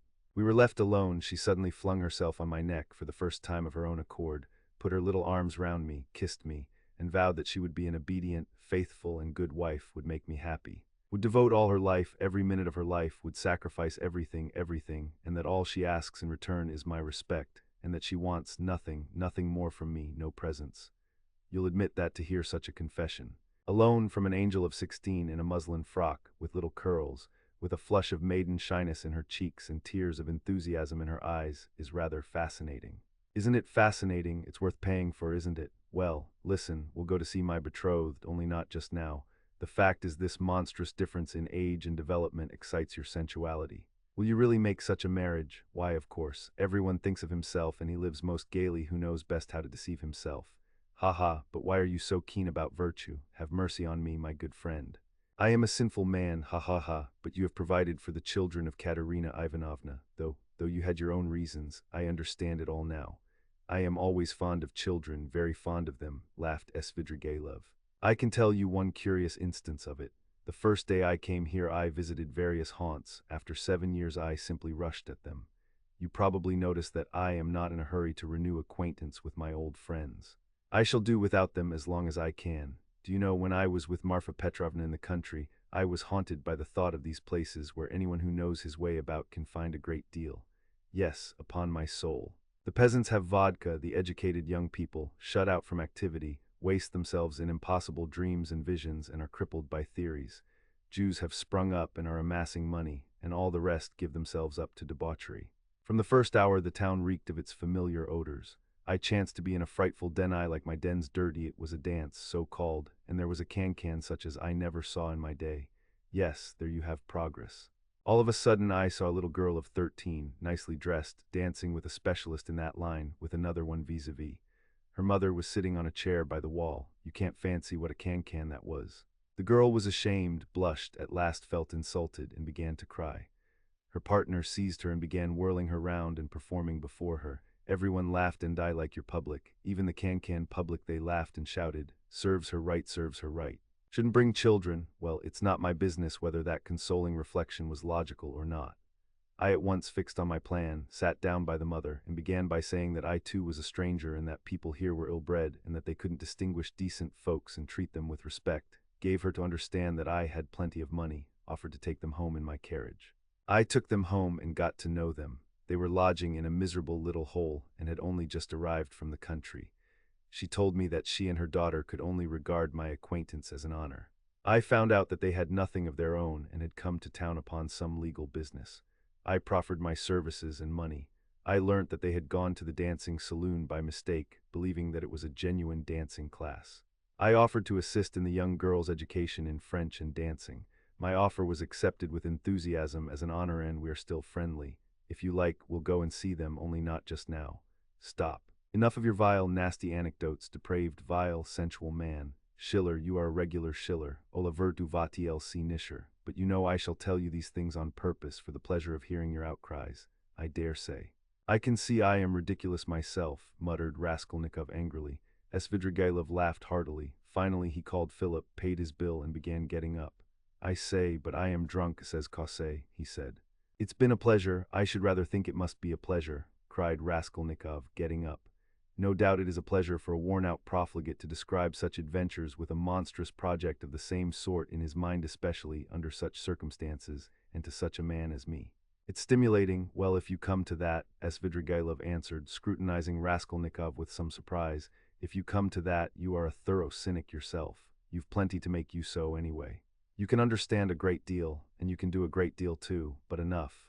I sincerely regret not having had more talk with you, but I shan't lose sight of you. Only wait a bit. Svidrigailov walked out of the restaurant. Raskolnikov walked out after him. Svidrigailov was not, however, very drunk. The wine had affected him for a moment, but it was passing off every minute. He was preoccupied with something of importance and was frowning. He was apparently excited and uneasy in anticipation of something. His manner to Raskolnikov had changed during the last few minutes, and he was ruder and more sneering every moment. Raskolnikov noticed all this, and he too was uneasy. He became very suspicious of Svidrigailov and resolved to follow him. They came out onto the pavement. You go to the right, and I to the left, or if you like, the other way. Only adieu, mon plaisir, may we meet again. And he walked to the right towards the Haymarket. Chapter V. Raskolnikov walked after him. What's this? Cried Svidrigailov, turning round. I thought I said. It means that I am not going to lose sight of you now. What? Both stood still and gazed at one another as though measuring their strength. From all your half-tipsy stories, Raskolnikov observed harshly, I am positive that you have not given up your designs on my sister, but are pursuing them more actively than ever. I have learnt that my sister received a letter this morning. You have hardly been able to sit still all this time. You may have unearthed a wife on the way, but that means nothing. I should like to make certain myself. Raskolnikov could hardly have said himself what he wanted and of what he wished to make certain. Upon my word, I'll call the police. Call away. Again they stood for a minute facing each other. At last Svidrigailov's face changed. Having satisfied himself that Raskolnikov was not frightened at his threat, he assumed a mirthful and friendly air. What a fellow. I purposely refrained from referring to your affair, though I am devoured by curiosity. It's a fantastic affair. I've put it off till another time, but you're enough to rouse the dead. Well, let us go, only I warn you beforehand I am only going home for a moment, to get some money. Then I shall lock up the flat, take a cab, and go to spend the evening at the islands. Now are you going to follow me? I'm coming to your lodgings, not to see you, but Sofya Semyonovna, to say I'm sorry not to have been at the funeral. That's as you like, but Sofya Semyonovna is not at home. She has taken the 3 children to an old lady of high rank, the patroness of some orphan asylums, whom I used to know years ago. I charmed the old lady by depositing a sum of money with her to provide for the 3 children of Katerina Ivanovna and subscribing to the institution as well. I told her too the story of Sofya Semyonovna in full detail, suppressing nothing. It produced an indescribable effect on her. That's why Sofya Semyonovna has been invited to call today at the X hotel where the lady is staying for the time. No matter, I'll come all the same. As you like, it's nothing to me, but I won't come with you. Here we are at home. By the way, I am convinced that you regard me with suspicion just because I have shown such delicacy and have not so far troubled you with questions. You understand, it struck you as extraordinary. I don't mind betting it's that. Well, it teaches one to show delicacy, and to listen at doors. Ah, that's it, is it? Laughed Svidrigailov. Yes, I should have been surprised if you had let that pass after all that has happened. Ha ha. Though I did understand something of the pranks you had been up to and were telling Sofya Semyonovna about, what was the meaning of it? Perhaps I am quite behind the times and can't understand. For goodness sake, explain it, my dear boy. Expound the latest theories. You couldn't have heard anything, you're making it all up, but I'm not talking about that, though I did hear something. No, I'm talking of the way you keep sighing and groaning now. The Schiller in you is in revolt every moment, and now you tell me not to listen at doors. If that's how you feel, go and inform the police that you had this mischance. You made a little mistake in your theory, but if you are convinced that one mustn't listen at doors, but one may murder old women at one's pleasure, you'd better be off to America and make haste. Run, young man, there may still be time. I'm speaking sincerely, haven't you the money? I'll give you the fare. I'm not thinking of that at all, Raskolnikov interrupted with disgust. I understand, but don't put yourself out, don't discuss it if you don't want to. I understand the questions you are worrying over, moral ones, aren't they? Duties of citizen and man, lay them all aside. They are nothing to you now, ha. You'll say you are still a man and a citizen. If so, you ought not to have got into this coil. It's no use taking up a job you are not fit for. Well, you'd better shoot yourself, or don't you want to? You seem trying to enrage me to make me leave you. What a queer fellow. But here we are, welcome to the staircase. You see, that's the way to Sofya Semyonovna. Look, there's no one at home, don't you believe me? Ask Kapernaumov, she leaves the key with him. Here is Madame de Kapernaumov herself. Hey, what? She is rather deaf. Has she gone out? Where, did you hear? She is not in and won't be till late in the evening probably. Well, come to my room. You wanted to come and see me, didn't you? Here we are. Madame Reslick's not at home. She is a woman who is always busy, an excellent woman, I assure you. She might have been of use to you if you had been a little more sensible. Now, see, I take this 5% bond out of the bureau. See what a lot I've got of them still. This one will be turned into cash today. I mustn't waste any more time. The bureau is locked, the flat is locked, and here we are again on the stairs. Shall we take a cab? I'm going to the islands. Would you like a lift? I'll take this carriage. Ah, you refuse. You are tired of it. Come for a drive. I believe it will come on to rain. Never mind, we'll put down the hood. Svidrigailov was already in the carriage. Raskolnikov decided that his suspicions were at least for that moment unjust. Without answering a word, he turned and walked back towards the Haymarket. If he had only turned round on his way, he might have seen Svidrigailov get out not 100 paces off, dismiss the cab, and walk along the pavement. But he had turned the corner and could see nothing. Intense disgust drew him away from Svidrigailov. To think that I could for one instant have looked for help from that coarse brute, that depraved sensualist and blackguard, he cried. Raskolnikov's judgment was uttered too lightly and hastily. There was something about Svidrigailov which gave him a certain original, even a mysterious character. As concerned his sister, Raskolnikov was convinced that Svidrigailov would not leave her in peace. But it was too tiresome and unbearable to go on thinking and thinking about this. When he was alone, he had not gone 20 paces before he sank, as usual, into deep thought. On the bridge he stood by the railing and began gazing at the water, and his sister was standing close by him. He met her at the entrance to the bridge, but passed by without seeing her. Dounia had never met him like this in the street before and was struck with dismay. She stood still and did not know whether to call to him or not. Suddenly she saw Svidrigailov coming quickly from the direction of the Haymarket. He seemed to be approaching cautiously. He did not go on to the bridge, but stood aside on the pavement, doing all he could to avoid Raskolnikov seeing him. He had observed Dounia for some time and had been making signs to her. She fancied he was signaling to beg her not to speak to her brother, but to come to him. That was what Dounia did. She stole by her brother and went up to Svidrigailov. Let us make haste away, Svidrigailov whispered to her. I don't want Rodion Romanovitch to know of our meeting. I must tell you I've been sitting with him in the restaurant close by, where he looked me up and I had great difficulty in getting rid of him. He has somehow heard of my letter to you and suspects something. It wasn't you who told him, of course, but if not you, who then? Well, we've turned the corner now, Dounia interrupted, and my brother won't see us. I have to tell you that I am going no further with you. Speak to me here. You can tell it all in the street. In the first place, I can't say it in the street. Secondly, you must hear Sofya Semyonovna too. And thirdly, I will show you some papers. Oh well, if you won't agree to come with me, I shall refuse to give any explanation and go away at once. But I beg you not to forget that a very curious secret of your beloved brother's is entirely in my keeping. Dounia stood still, hesitating, and looked at Svidrigailov with searching eyes. What are you afraid of? He observed quietly. The town is not the country, and even in the country you did me more harm than I did you. Have you prepared Sofya Semyonovna? No, I have not said a word to her and am not quite certain whether she is at home now. But most likely she is. She has buried her stepmother today. She is not likely to go visiting on such a day. For the time I don't want to speak to anyone about it, and I half regret having spoken to you.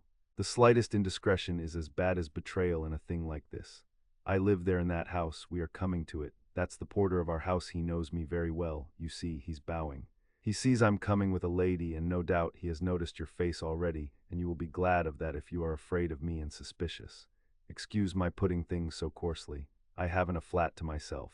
Sofia Semyonovna's room is next to mine. She lodges in the next flat. The whole floor is let out in lodgings. Why are you frightened like a child? Am I really so terrible? Svidrigaïlov's lips were twisted in a condescending smile. But he was in no smiling mood. His heart was throbbing and he could scarcely breathe. He spoke rather loud to cover his growing excitement.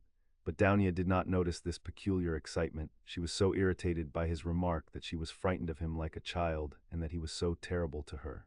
Though I know that you are not a man of honor, I am not in the least afraid of you. Lead the way, she said with apparent composure, but her face was very pale. Svidrigaïlov stopped at Sonia's room. Allow me to inquire whether she is at home. She is not, how unfortunate, but I know she may come quite soon. If she's gone out, it can only be to see a lady about the orphans. Their mother is dead. I've been meddling and making arrangements for them. If Sofia Semyonovna does not come back in 10 minutes, I will send her to you today if you like. This is my flat. These are my 2 rooms. Madame Reslik, my landlady, has the next room. Now look this way. I will show you my chief piece of evidence. This door from my bedroom leads into 2 perfectly empty rooms which are to let. Here they are. You must look into them with some attention. Svidrigaïlov occupied 2 fairly large furnished rooms. Dounia was looking about her mistrustfully, but saw nothing special in the furniture or position of the rooms. Yet there was something to observe, for instance, that Svidrigaïlov's flat was exactly between 2 sets of almost uninhabited apartments. His rooms were not entered directly from the passage, but through the landlady's 2 almost empty rooms. Unlocking a door leading out of his bedroom, Svidrigaïlov showed Dounia the 2 empty rooms that were to let. Dounia stopped in the doorway, not knowing what she was called to look upon, but Svidrigaïlov hastened to explain. Look here at this second large room. Notice that door, it's locked. By the door stands a chair, the only one in the 2 rooms. I brought it from my rooms so as to listen more conveniently. Just the other side of the door is Sofia Semyonovna's table. She sat there talking to Rodion Romanovich, and I sat here listening on 2 successive evenings, for 2 hours each time, and of course I was able to learn something. What do you think? You listened? Yes, I did. Now come back to my room. We can't sit down here. He brought Avditia Romanovna back into his sitting room and offered her a chair. He sat down at the opposite side of the table, at least 7 feet from her, but probably there was the same glow in his eyes which had once frightened Dounia so much. She shuddered and once more looked about her distrustfully. It was an involuntary gesture. She evidently did not wish to betray her uneasiness, but the secluded position of Svidrigaïlov's lodging had suddenly struck her. She wanted to ask whether his landlady at least were at home, but pride kept her from asking. Moreover, she had another trouble in her heart incomparably greater than fear for herself. She was in great distress. Here is your letter, she said, laying it on the table. Can it be true what you write? You hint at a crime committed, you say, by my brother. You hint at it too clearly. You daren't deny it now. I must tell you that I'd heard of this stupid story before you wrote and don't believe a word of it. It's a disgusting and ridiculous suspicion. I know the story and why and how it was invented. You can have no proofs. You promised to prove it, speak, but let me warn you that I don't believe you. I don't believe you. Dounia said this, speaking hurriedly, and for an instant the color rushed to her face. If you didn't believe it, how could you risk coming alone to my rooms? Why have you come? Simply from curiosity. Don't torment me. Speak, speak. There's no denying that you are a brave girl. Upon my word, I thought you would have asked Mr. Razumihin to escort you here, but he was not with you nor anywhere near. I was on the lookout. It's spirited of you. It proves you wanted to spare Rodion Romanovich. But everything is divine in you. About your brother, what am I to say to you? You've just seen him yourself. What did you think of him? Surely that's not the only thing you are building on. No, not on that, but on his own words. He came here on 2 successive evenings to see Sofia Semyonovna. I've shown you where they sat. He made a full confession to her. He is a murderer. He killed an old woman, a pawnbroker, with whom he had pawned things himself. He killed her sister too, a peddler woman called Lizaveta, who happened to come in while he was murdering her sister. He killed them with an axe he brought with him. He murdered them to rob them, and he did rob them. He took money and various things. He told all this, word for word, to Sofia Semyonovna, the only person who knows his secret. But she has had no share by word or deed in the murder. She was as horrified at it as you are now. Don't be anxious, she won't betray him. It cannot be, muttered Dounia with white lips. She gasped for breath. It cannot be. There was not the slightest cause, no sort of ground. It's a lie, a lie. He robbed her, that was the cause. He took money and things. It's true that by his own admission he made no use of the money or things, but hid them under a stone, where they are now. But that was because he dared not make use of them. But how could he steal, rob, how could he dream of it? Cried Dounia, and she jumped up from the chair. Why, you know him and you've seen him, can he be a thief? She seemed to be imploring Svidrigailov. She had entirely forgotten her fear. There are thousands and millions of combinations and possibilities, Avditia Romanovna. A thief steals and knows he is a scoundrel, but I've heard of a gentleman who broke open the mail. Who knows, very likely he thought he was doing a gentlemanly thing. Of course, I should not have believed it myself if I'd been told of it as you have, but I believe my own ears. He explained all the causes of it to Sofya Semyonovna too, but she did not believe her ears at first, yet she believed her own eyes at last. What were the causes? It's a long story, Avditia Romanovna. Here's. How shall I tell you? A theory of a sort, the same one by which I, for instance, consider that a single misdeed is permissible if the principal aim is right, a solitary wrongdoing and hundreds of good deeds. It's galling too, of course, for a young man of gifts and overweening pride to know that if he had, for instance, a paltry 3,000 his whole career, his whole future would be differently shaped, and yet not to have that 3,000. Add to that nervous irritability from hunger, from lodging in a hole, from rags, from a vivid sense of the charm of his social position, and his sister's and mother's position too. Above all, vanity, pride and vanity, though goodness knows he may have good qualities too. I am not blaming him, please don't think it. Besides, it's not my business. A special little theory came into a theory of a sort dividing mankind, you see, into material and superior persons, that is, persons to whom the law does not apply owing to their superiority, who make laws for the rest of mankind, the material, that is. It's all right as a theory, une théorie comme une autre. Napoleon attracted him tremendously. That is, what affected him was that a great many men of genius have not hesitated at wrongdoing, but have overstepped the law without thinking about it. He seems to have fancied that he was a genius too, that is, he was convinced of it for a time.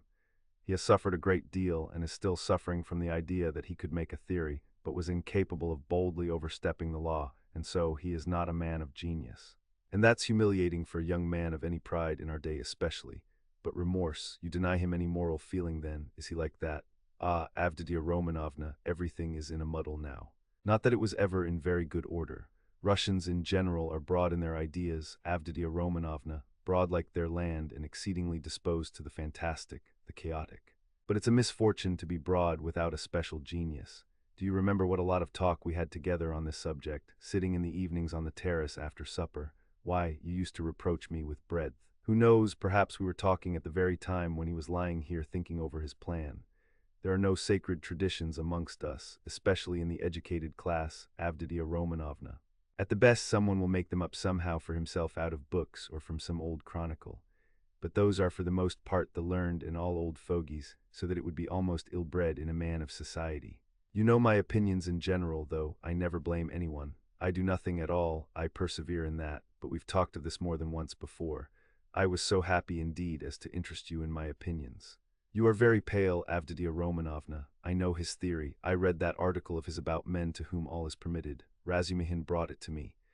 Mr. Razumihin, your brother's article, in a magazine. Is there such an article? I didn't know. It must be interesting. But where are you going, Avditia Romanovna? I want to see Sofya Semyonovna, Downia articulated faintly. How do I go to her? She has come in, perhaps. I must see her at once. Perhaps she. Avditia Romanovna could not finish. Her breath literally failed her. Sofya Semyonovna will not be back till night, at least I believe not. She was to have been back at once, but if not, then she will not be in till quite late. Ah, then you are lying, I see. You were lying all the time. I don't believe you. I don't believe you, cried Downia, completely losing her head. Almost fainting, she sank onto a chair which Svidrigailov made haste to give her. Avditia Romanovna, what is it? Control yourself. Here is some water. Drink a little. He sprinkled some water over her. Downia shuddered and came to herself. It has acted violently, Svidrigailov muttered to himself, frowning. Avditia Romanovna, calm yourself. Believe me, he has friends. We will save him. Would you like me to take him abroad? I have money. I can get a ticket in 3 days. And as for the murder, he will do all sorts of good deeds yet to atone for it. Calm yourself. He may become a great man yet. Well, how are you? How do you feel? Cruel man, to be able to jeer at it. Let me go. Where are you going? To him. Where is he? Do you know? Why is this door locked? We came in at that door and now it is locked. When did you manage to lock it? We couldn't be shouting all over the flat on such a subject. I am far from jeering. It's simply that I'm sick of talking like this. But how can you go in such a state? Do you want to betray him? You will drive him to fury and he will give himself up. Let me tell you, he is already being watched. They are already on his track. You will simply be giving him away.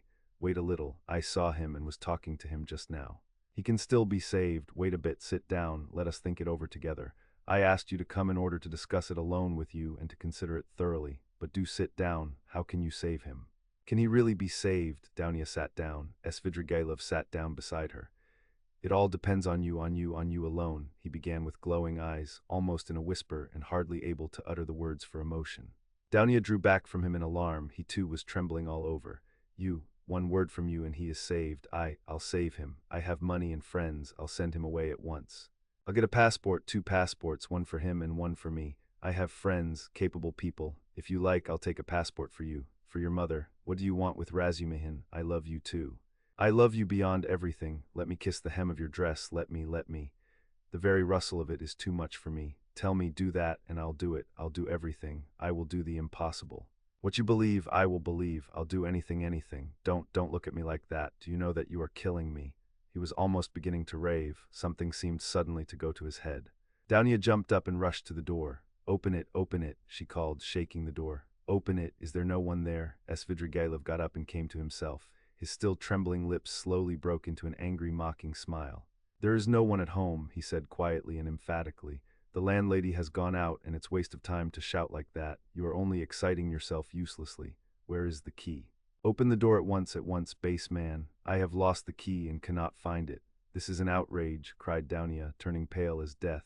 She rushed to the furthest corner, where she made haste to barricade herself with a little table. She did not scream, but she fixed her eyes on her tormentor and watched every movement he made. Svidrigailov remained standing at the other end of the room facing her. He was positively composed, at least in appearance, but his face was pale as before. The mocking smile did not leave his face. You spoke of outrage just now, Avditia Romanovna. In that case, you may be sure I've taken measures. Sofia Semyonovna is not at home.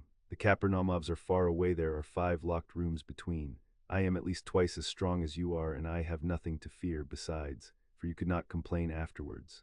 You surely would not be willing actually to betray your brother. Besides, no one would believe you. How should a girl have come alone to visit a solitary man in his lodgings? So that even if you do sacrifice your brother, you could prove nothing. It is very difficult to prove an assault, Avditia Romanovna. Scoundrel, whispered Dounia indignantly. As you like, but observe I was only speaking by way of a general proposition. It's my personal conviction that you are perfectly right. Violence is hateful. I only spoke to show you that you need have no remorse even if you were willing to save your brother of your own accord, as I suggest to you. You would be simply submitting to circumstances, to violence. In fact, if we must use that word, think about it. Your brother's and your mother's fate are in your hands. I will be your slave all my life. I will wait here. Svidrigailov sat down on the sofa about 8 steps from Dounia. She had not the slightest doubt now of his unbending determination. Besides, she knew him. Suddenly she pulled out of her pocket a revolver, cocked it, and laid it in her hand on the table. Svidrigailov jumped up. Aha, so that's it, is it? He cried, surprised but smiling maliciously.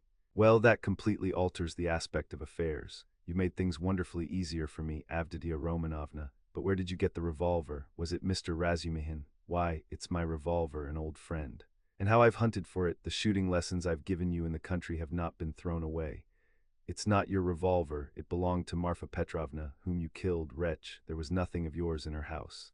I took it when I began to suspect what you were capable of. If you dare to advance one step, I swear I'll kill you. She was frantic. But your brother, I ask from curiosity, said Svidrigailov, still standing where he was.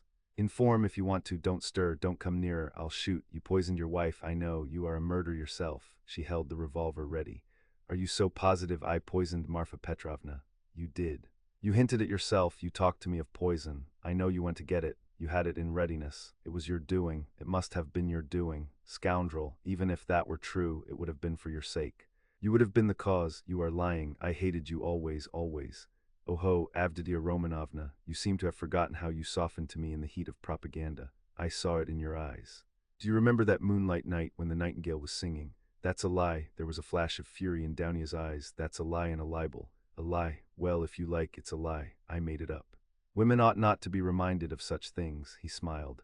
I know you will shoot, you pretty wild creature. Well, shoot away. Dounia raised the revolver and, deadly pale, gazed at him, measuring the distance and awaiting the first movement on his part. Her lower lip was white and quivering, and her big black eyes flashed like fire. He had never seen her so handsome. The fire glowing in her eyes at the moment she raised the revolver seemed to kindle him, and there was a pang of anguish in his heart. He took a step forward and a shot rang out. The bullet grazed his hair and flew into the wall behind. He stood still and laughed softly. The wasp has stung me. She aimed straight at my head. What's this? Blood. He pulled out his handkerchief to wipe the blood, which flowed in a thin stream down his right temple. The bullet seemed to have just grazed the skin. Dounia lowered the revolver and looked at Svidrigailov not so much in terror as in a sort of wild amazement. She seemed not to understand what she was doing and what was going on. Well, you missed. Fire again, I'll wait, said Svidrigailov softly, still smiling but gloomily. If you go on like that, I shall have time to seize you before you cock again. Dounia started, quickly cocked the pistol and again raised it. Let me be, she cried in despair. I swear I'll shoot again. I'll kill you. Well. At 3 paces you can hardly help it, but if you don't, then, his eyes flashed and he took 2 steps forward. Dounia shot again. It missed fire. You haven't loaded it properly. Never mind, you have another charge there. Get it ready, I'll wait. He stood facing her, 2 paces away, waiting and gazing at her with wild determination, with feverishly passionate, stubborn, set eyes. Dounia saw that he would sooner die than let her go. And now, of course, she would kill him at 2 paces. Suddenly she flung away the revolver. She's dropped it, said Svidrigailov with surprise, and he drew a deep breath. A weight seemed to have rolled from his heart, perhaps, not only the fear of death. Indeed, he may scarcely have felt it at that moment. It was the deliverance from another feeling, darker and more bitter, which he could not himself have defined. He went to Dounia and gently put his arm round her waist. She did not resist, but trembling like a leaf, looked at him with suppliant eyes. He tried to say something, but his lips moved without being able to utter a sound. Let me go, Dounia implored. Svidrigailov shuddered. Her voice now was quite different. Then you don't love me? He asked softly. Dounia shook her head. And you can't, never, he whispered in despair. Never. There followed a moment of terrible, dumb struggle in the heart of Svidrigailov. He looked at her with an indescribable gaze. Suddenly he withdrew his arm, turned quickly to the window and stood facing it. Another moment passed. Here's the key. He took it out of the left pocket of his coat and laid it on the table behind him, without turning or looking at Dounia. Take it, make haste. He looked stubbornly out of the window. Dounia went up to the table to take the key. Make haste, repeated Svidrigailov, still without turning or moving, but there seemed a terrible significance in the tone of that make haste. Dounia understood it, snatched up the key, flew to the door, unlocked it quickly, and rushed out of the room. A minute later, beside herself, she ran out onto the canal bank in the direction of X Bridge. Svidrigailov remained 3 minutes standing at the window. At last he slowly turned, looked about him and passed his hand over his forehead. A strange smile contorted his face, a pitiful, sad, weak smile, a smile of despair. The blood, which was already getting dry, smeared his hand. He looked angrily at it, then wetted a towel and washed his temple. The revolver which Dounia had flung away lay near the door and suddenly caught his eye. He picked it up and examined it. It was a little pocket 3-barrel revolver of old-fashioned construction. There were still 2 charges and 1 capsule left in it. It could be fired again. He thought a little, put the revolver in his pocket, took his hat and went out. Chapter Romans 6. He spent that evening till 10 o'clock going from one low haunt to another. Keisha too turned up and sang another gutter song, how a certain villain and tyrant began kissing Keisha. Svidrigailov treated Keisha and the organ grinder and some singers and the waiters and 2 little clerks. He was particularly drawn to these clerks by the fact that they both had crooked noses, one bent to the left and the other to the right. They took him finally to a pleasure garden, where he paid for their entrance. There was 1 lanky 3-year-old pine tree and 3 bushes in the garden, besides a Vauxhall, which was in reality a drinking bar where tea too was served, and there were a few green tables and chairs standing round it. A chorus of wretched singers and a drunken but exceedingly depressed German clown from Munich, with a red nose, entertained the public. The clerks quarreled with some other clerks, and a fight seemed imminent. Svidrigailov was chosen to decide the dispute. He listened to them for a quarter of an hour, but they shouted so loud that there was no possibility of understanding them. The only fact that seemed certain was that one of them had stolen something, and had even succeeded in selling it on the spot to a Jew, but would not share the spoil with his companion. Finally, it appeared that the stolen object was a teaspoon belonging to the Vauxhall. It was missed, and the affair began to seem troublesome. Svidrigailov paid for the spoon, got up, and walked out of the garden. It was about 6 o'clock. He had not drunk a drop of wine all this time, and had ordered tea more for the sake of appearances than anything. It was a dark and stifling evening. Threatening storm clouds came over the sky about 10 o'clock. There was a clap of thunder, and the rain came down like a waterfall. The water fell not in drops, but beat on the earth in streams. There were flashes of lightning every minute, and each flash lasted while one could count 5.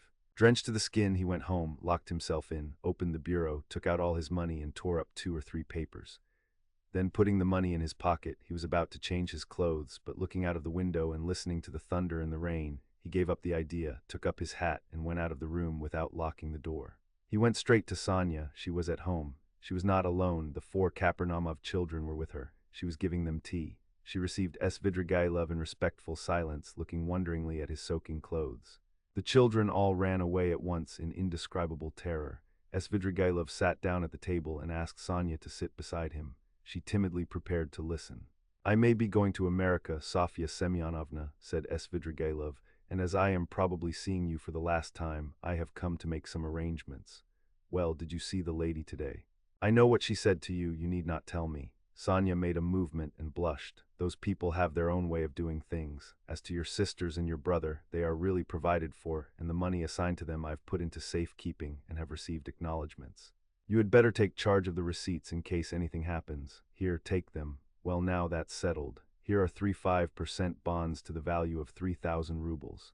Take those for yourself, entirely for yourself, and let that be strictly between ourselves so that no one knows of it, whatever you hear. You will need the money, for to go on living in the old way, Sofya Semyonovna, is bad, and besides there is no need for it now.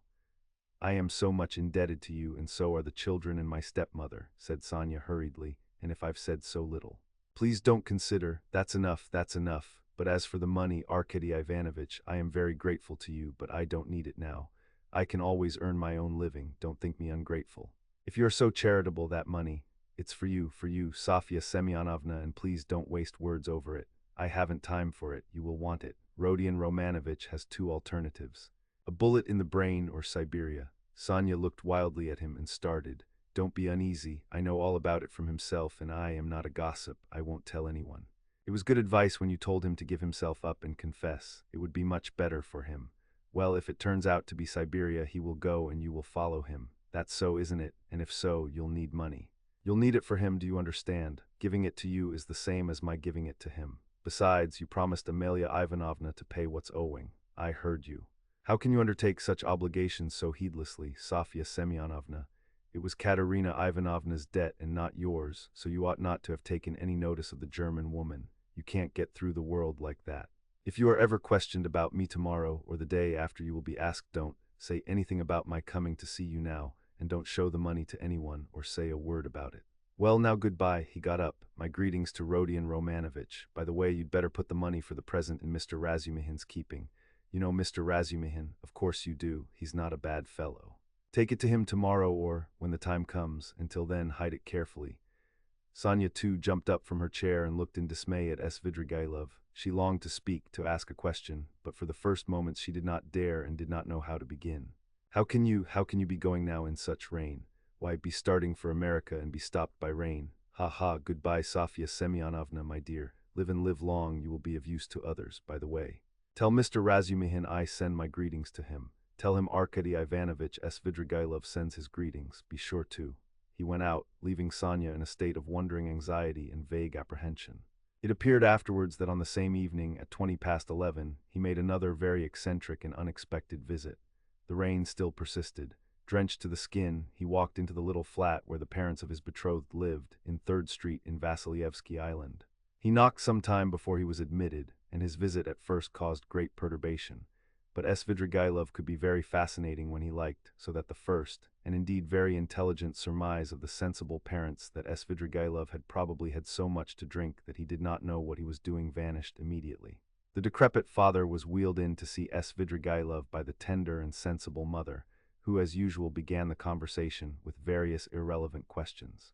She never asked a direct question, but began by smiling and rubbing her hands, and then, if she were obliged to ascertain something, for instance, when Svidrigailov would like to have the wedding, she would begin by interested and almost eager questions about Paris and the court life there, and only by degrees brought the conversation round to 3rd Street.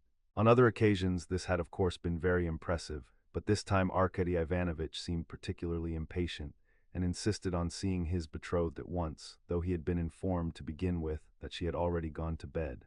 The girl of course appeared. Svidrigailov informed her at once that he was obliged by very important affairs to leave Petersburg for a time, and therefore brought her 15,000 rubles and begged her accept them as a present from him, as he had long been intending to make her this trifling present before their wedding. The logical connection of the present with his immediate departure and the absolute necessity of visiting them for that purpose in pouring rain at midnight was not made clear, but it all went off very well. Even the inevitable ejaculations of wonder and regret, the inevitable questions, were extraordinarily few and restrained. On the other hand, the gratitude expressed was most glowing and was reinforced by tears from the most sensible of mothers. As Svidrigailov got up, laughed, kissed his betrothed, patted her cheek, declared he would soon come back, and noticing in her eyes, together with childish curiosity, a sort of earnest dumb inquiry, reflected and kissed her again, though he felt sincere anger inwardly at the thought that his present would be immediately locked up in the keeping of the most sensible of mothers. He went away, leaving them all in a state of extraordinary excitement, but the tender mamma, speaking quietly in a half-whisper, settled some of the most important of their doubts, concluding that Svidrigailov was a great man, a man of great affairs and connections, and of great wealth. There was no knowing what he had in his mind. He would start off on a journey and give away money just as the fancy took him, so that there was nothing surprising about it. Of course it was strange that he was wet through, but Englishmen, for instance, are even more eccentric, and all these people of high society didn't think of what was said of them and didn't stand on ceremony. Possibly, indeed, he came like that on purpose to show that he was not afraid of anyone. Above all, not a word should be said about it, for God knows what might come of it, and the money must be locked up, and it was most fortunate that Fedosya, the cook, had not left the kitchen. And above all, not a word must be said to that old cat, Madame Reslik, and so on and so on. They sat up whispering till 2 o'clock, but the girl went to bed much earlier, amazed and rather sorrowful. Svidrigailov, meanwhile, exactly at midnight, crossed the bridge on the way back to the mainland. The rain had ceased, and there was a roaring wind. He began shivering, and for one moment he gazed at the black waters of the little Neva with a look of special interest, even inquiry. But he soon felt it very cold, standing by the water. He turned and went towards Y Prospect. He walked along that endless street for a long time, almost half an hour, more than once stumbling in the dark on the wooden pavement, but continually looking for something on the right side of the street. He had noticed passing through this street lately that there was a hotel somewhere towards the end, built of wood but fairly large, and its name he remembered was something like Adrianople. He was not mistaken. The hotel was so conspicuous in that God-forsaken place that he could not fail to see it even in the dark. It was a long, blackened wooden building, and in spite of the late hour there were lights in the windows and signs of life within. He went in and asked a ragged fellow who met him in the corridor for a room.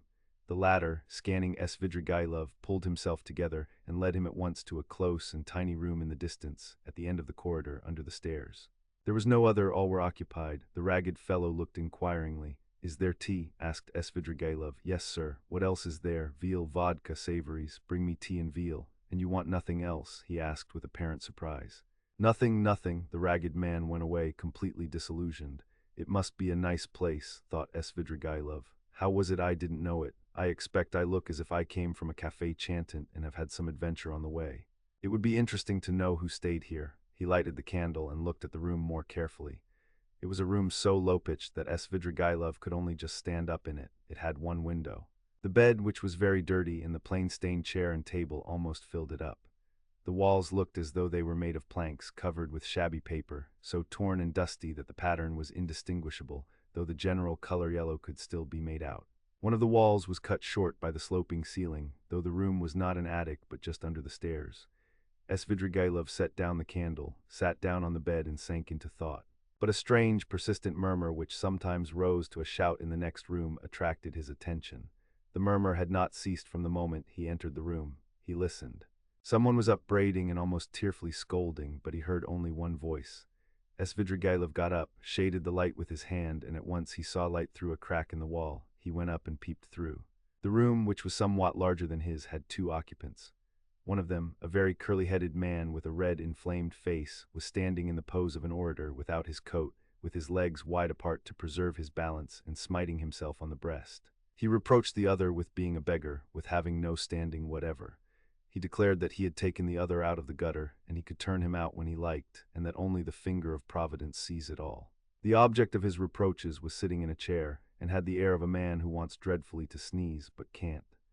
He sometimes turned sheepish and befogged eyes on the speaker, but obviously had not the slightest idea what he was talking about and scarcely heard it. A candle was burning down on the table. There were wine glasses, a nearly empty bottle of vodka, bread and cucumber, and glasses with the dregs of stale tea.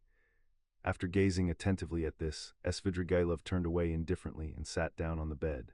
The ragged attendant, returning with the tea, could not resist asking him again whether he didn't want anything more, and again receiving a negative reply, finally withdrew.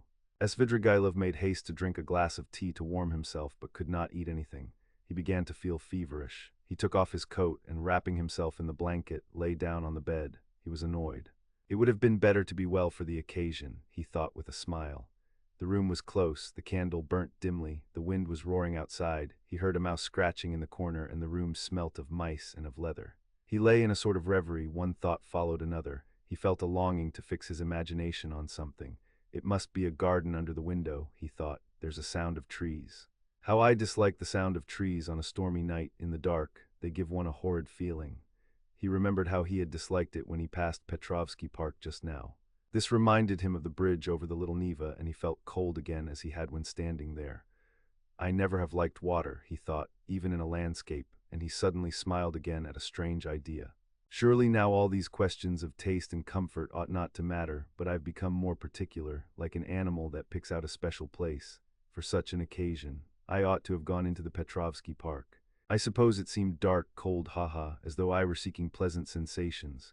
By the way, why haven't I put out the candle? He blew it out. They've gone to bed next door, he thought, not seeing the light at the crack. Well now, Marfa Petrovna, now is the time for you to turn up. It's dark and the very time and place for you, but now you won't come.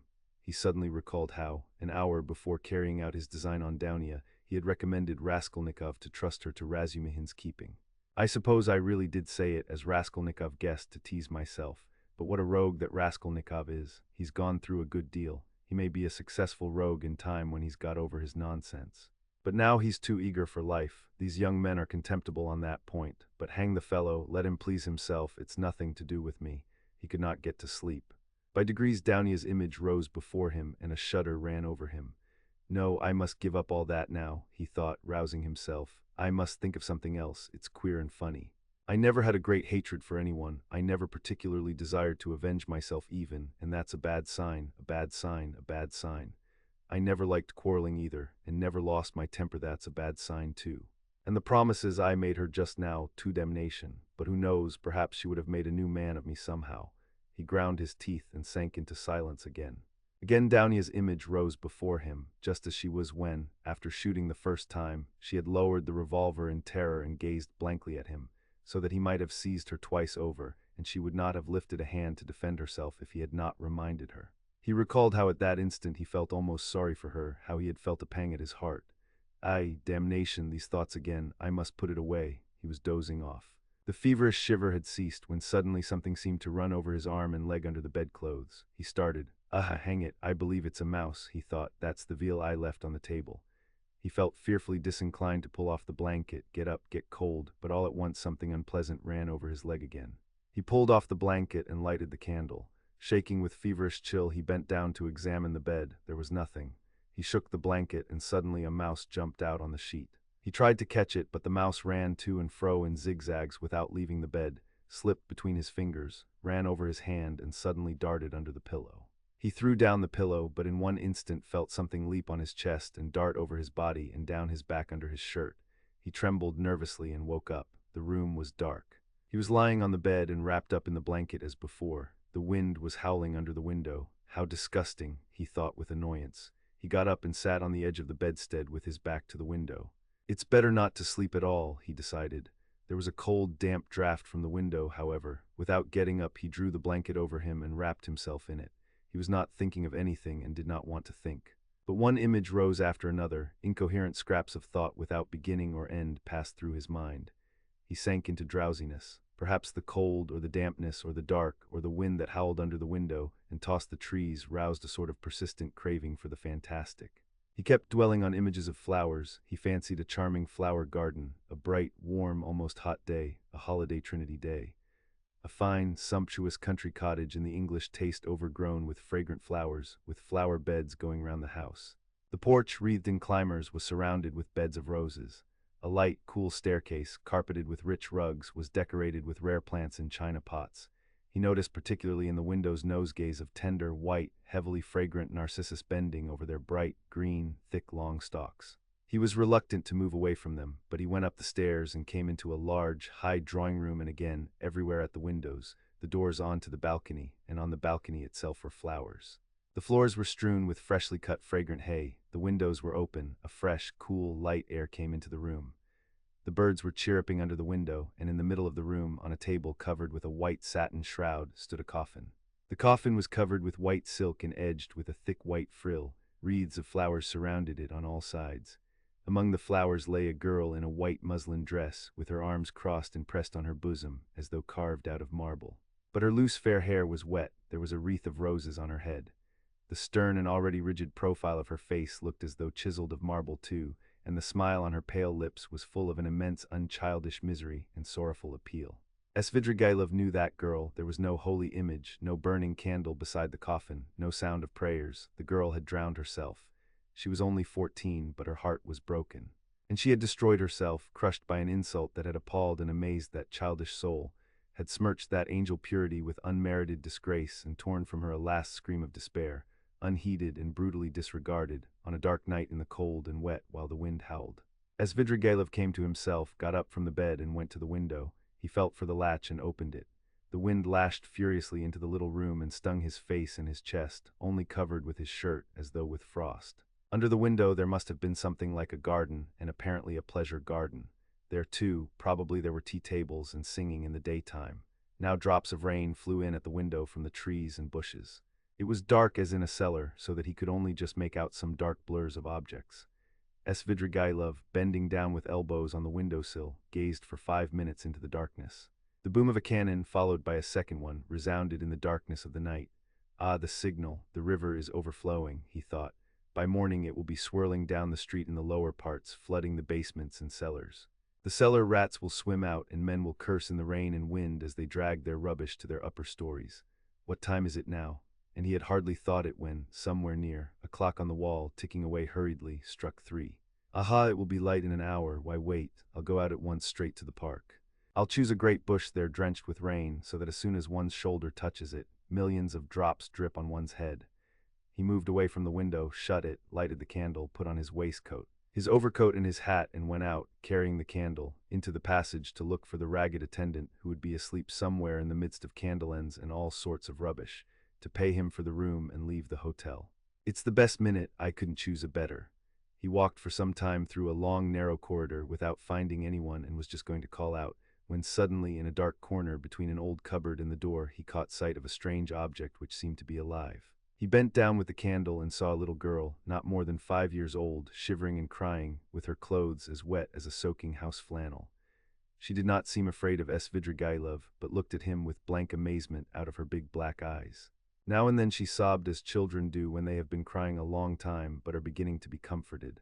The child's face was pale and tired, she was numb with cold. How can she have come here? She must have hidden here and not slept all night. He began questioning her. The child, suddenly becoming animated, chattered away in her baby language, something about Mammy and that Mammy would beat her, and about some cup that she had bewoken. The child chattered on without stopping. He could only guess from what she said that she was a neglected child, whose mother, probably a drunken cook in the service of the hotel, whipped and frightened her. That the child had broken a cup of her mother's and was so frightened that she had run away the evening before, had hidden for a long while somewhere outside in the rain, at last had made her way in here, hidden behind the cupboard, and spent the night there, crying and trembling from the damp, the darkness, and the fear that she would be badly beaten for it.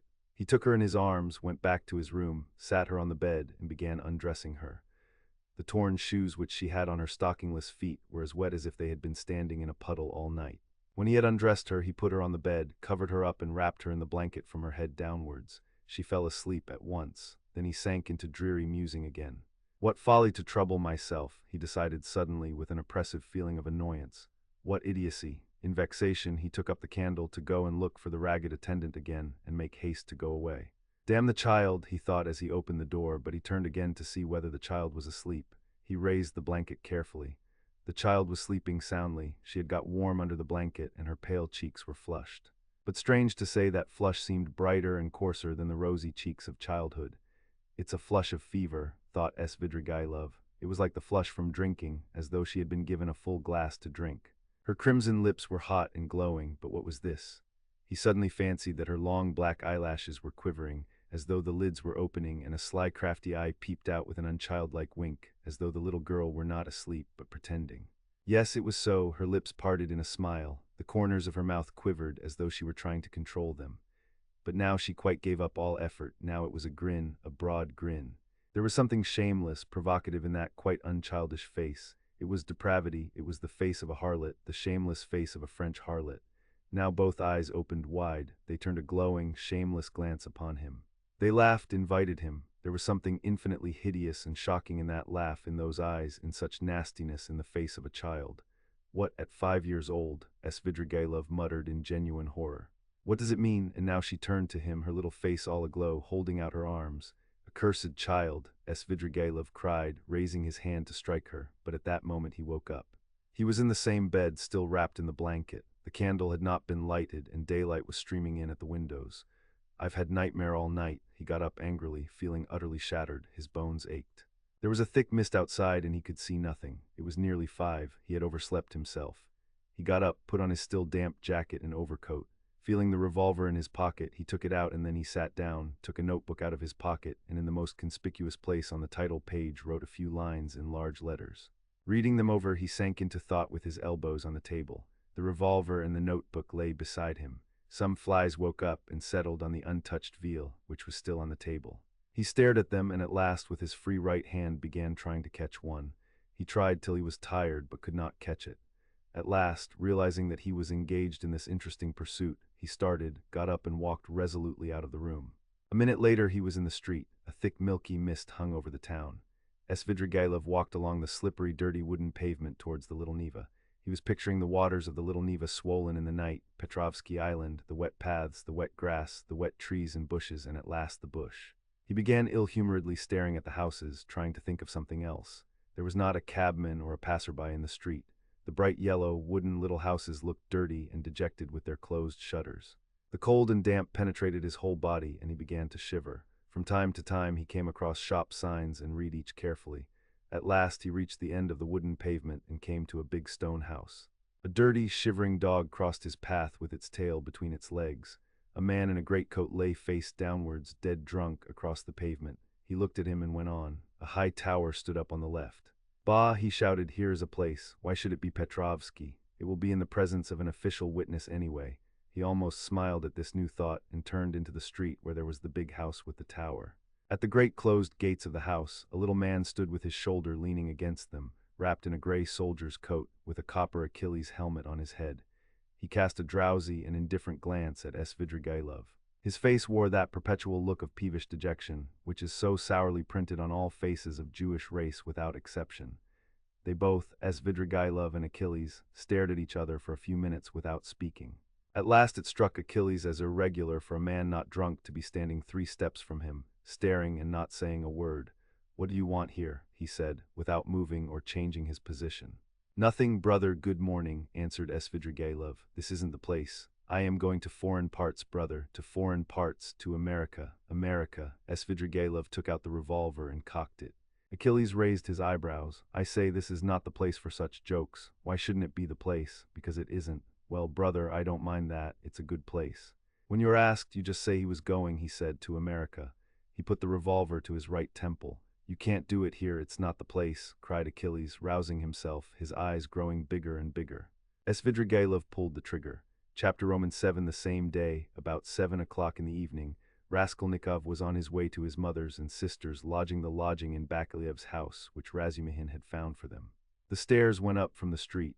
Raskolnikov walked with lagging steps, as though still hesitating whether to go or not, but nothing would have turned him back. His decision was taken.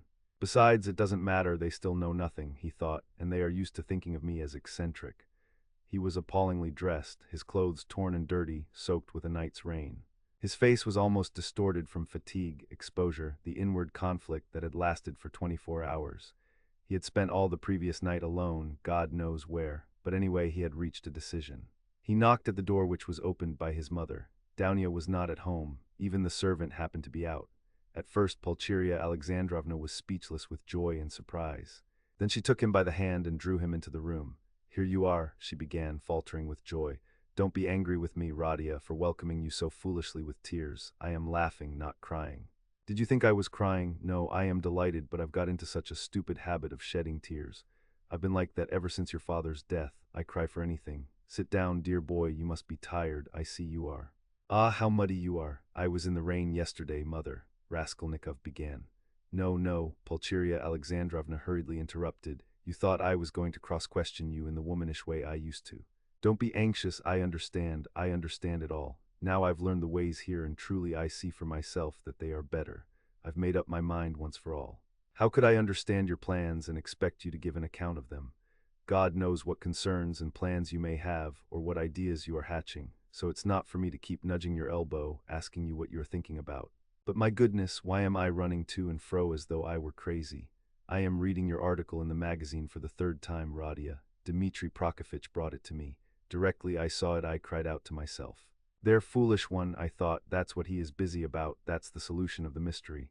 Learned people are always like that. He may have some new ideas in his head just now. He is thinking them over and I worry him and upset him. I read it, my dear, and of course there was a great deal I did not understand, but that's only natural, how should I? Show me, mother. Raskolnikov took the magazine and glanced at his article. Incongruous as it was with his mood and his circumstances, he felt that strange and bitter-sweet sensation that every author experiences the first time he sees himself in print. Besides, he was only 23. It lasted only a moment. After reading a few lines, he frowned and his heart throbbed with anguish. He recalled all the inward conflict of the preceding months. He flung the article on the table with disgust and anger. But however foolish I may be, Radia, I can see for myself that you will very soon be one of the leading, if not the leading man in the world of Russian thought. And they dared to think you were mad. You don't know, but they really thought that. Ah, the despicable creatures, how could they understand genius? And Downia was all but believing it. What do you say to that? Your father sent twice to magazines the first time poems. I've got the manuscript and will show you. And the second time a whole novel. I begged him to let me copy it out. And how we prayed that they should be taken, they weren't. I was breaking my heart, Radia, 6 or 7 days ago over your food and your clothes and the way you are living. But now I see again how foolish I was, for you can attain any position you like by your intellect and talent. No doubt you don't care about that for the present and you are occupied with much more important matters. Downie is not at home, mother. No, Radia, I often don't see her. She leaves me alone. Dmitri Prokofitch comes to see me. It's so good of him, and he always talks about you. He loves you and respects you, my dear. I don't say that Downia is very wanting in consideration. I am not complaining. She has her ways and I have mine. She seems to have got some secrets of late, and I never have any secrets from you too. Of course, I am sure that Downia has far too much sense, and besides she loves you and me. But I don't know what it will all lead to. You've made me so happy by coming now, Radia, but she has missed you by going out. When she comes in I'll tell her, your brother came in while you were out. Where have you been all this time? You mustn't spoil me, Radia, you know. Come when you can, but if you can't, it doesn't matter, I can wait. I shall know anyway that you are fond of me, that will be enough for me. I shall read what you write, I shall hear about you from everyone, and sometimes you'll come yourself to see me. What could be better? Here you've come now to comfort your mother, I see that. Here Pulcheria Alexandrovna began to cry. Here I am again, don't mind my foolishness. My goodness, why am I sitting here? She cried, jumping up. There is coffee and I don't offer you any. Ah, that's the selfishness of old age. I'll get it at once. Mother, don't trouble, I am going at once. I haven't come for that. Please listen to me. Pulcheria Alexandrovna went up to him timidly. Mother, whatever happens, whatever you hear about me, whatever you're told about me, will you always love me as you do now? He asked suddenly from the fullness of his heart, as though not thinking of his words and not weighing them. Radia, what is the matter? How can you ask me such a question? Why, who will tell me anything about you? Besides, I shouldn't believe anyone. I should refuse to listen. I've come to assure you that I've always loved you, and I am glad that we are alone, even glad Downia is out, he went on with the same impulse. I have come to tell you that though you will be unhappy, you must believe that your son loves you now more than himself, and that all you thought about me, that I was cruel and didn't care about you, was all a mistake. I shall never cease to love you. Well, that's enough. I thought I must do this and begin with this. Pulcheria Alexandrovna embraced him in silence, pressing him to her bosom and weeping gently. I don't know what is wrong with you, Radia, she said at last. I've been thinking all this time that we were simply boring you, and now I see that there is a great sorrow in store for you, and that's why you are miserable. I've foreseen it a long time, Radia. Forgive me for speaking about it. I keep thinking about it and lie awake at nights. Your sister lay talking in her sleep all last night, talking of nothing but you. I caught something, but I couldn't make it out. I felt all the morning as though I were going to be hanged, waiting for something, expecting something, and now it has come. Radia, Radia, where are you going? You are going away somewhere. Yes, that's what I thought. I can come with you, if you need me. And Dounia too. She loves you dearly, and Sofia Semyonovna may come with us if you like. You see, I am glad to look upon her as a daughter even. Dmitri Prokofitch will help us to go together. But where are you going? Goodbye, mother. What today? She cried, as though losing him forever. I can't stay, I must go now. And can I come with you? No, but kneel down and pray to God for me. Your prayer perhaps will reach him. Let me bless you and sign you with the cross. That's right, that's right. Oh God, what are we doing? Yes, he was glad. He was very glad that there was no one there, that he was alone with his mother. For the first time after all those awful months, his heart was softened. He fell down before her, he kissed her feet, and both wept, embracing. And she was not surprised and did not question him this time. For some days she had realized that something awful was happening to her son, and that now some terrible minute had come for him. Radia, my darling, my firstborn, she said, sobbing, now you are just as when you were little. You would run like this to me and hug me and kiss me. When your father was living and we were poor, you comforted us simply by being with us, and when I buried your father, how often we wept together at his grave and embraced as now. And if I've been crying lately, it's that my mother's heart had a foreboding of trouble. The first time I saw you, that evening, you remember, as soon as we arrived here, I guessed simply from your eyes. My heart sank at once, and today when I opened the door and looked at you, I thought the fatal hour had come. Radia, Radia, you are not going away today. No, you'll come again, yes.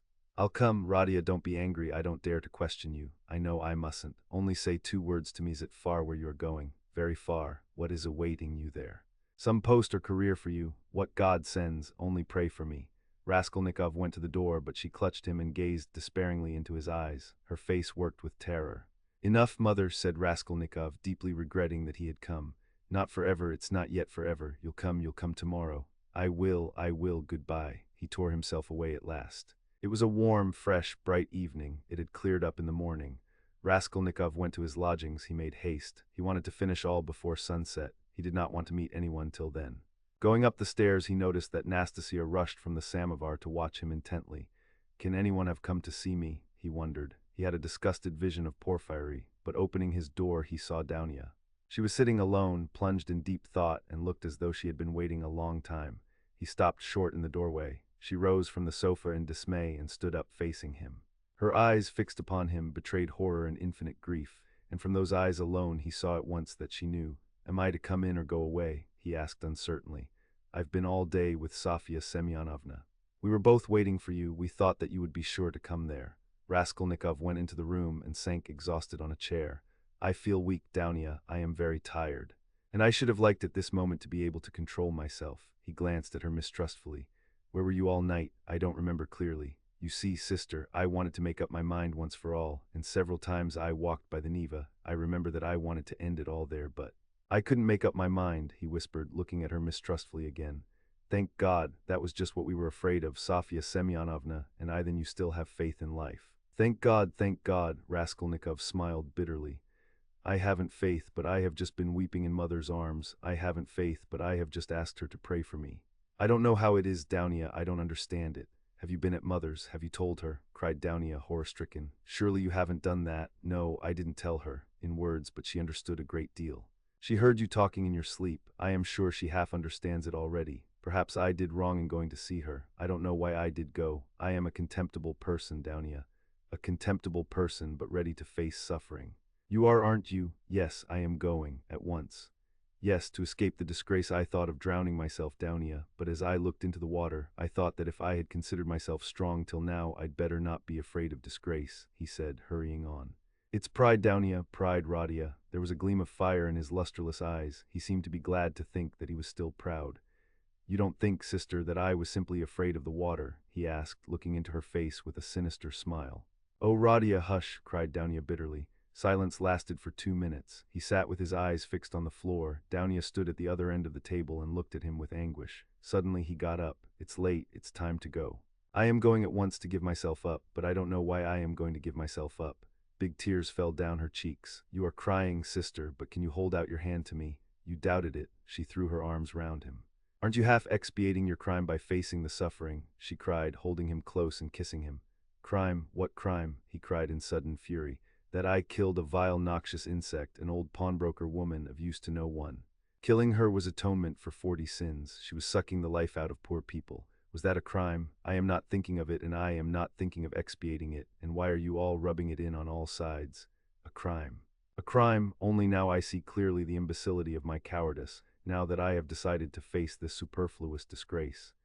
It's simply because I am contemptible and have nothing in me that I have decided to, perhaps too for my advantage, as that. Porphyry suggested, brother, what are you saying? Why you have shed blood, cried Dounia in despair. Which all men shed, he put in almost frantically, which flows and has always flowed in streams, which is spilt like champagne, and for which men are crowned in the capital and are called afterwards benefactors of mankind.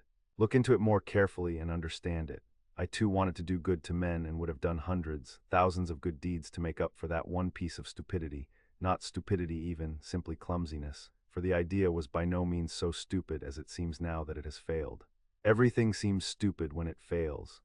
By that stupidity, I only wanted to put myself into an independent position, to take the first step, to obtain means, and then everything would have been smoothed over by benefits immeasurable in comparison.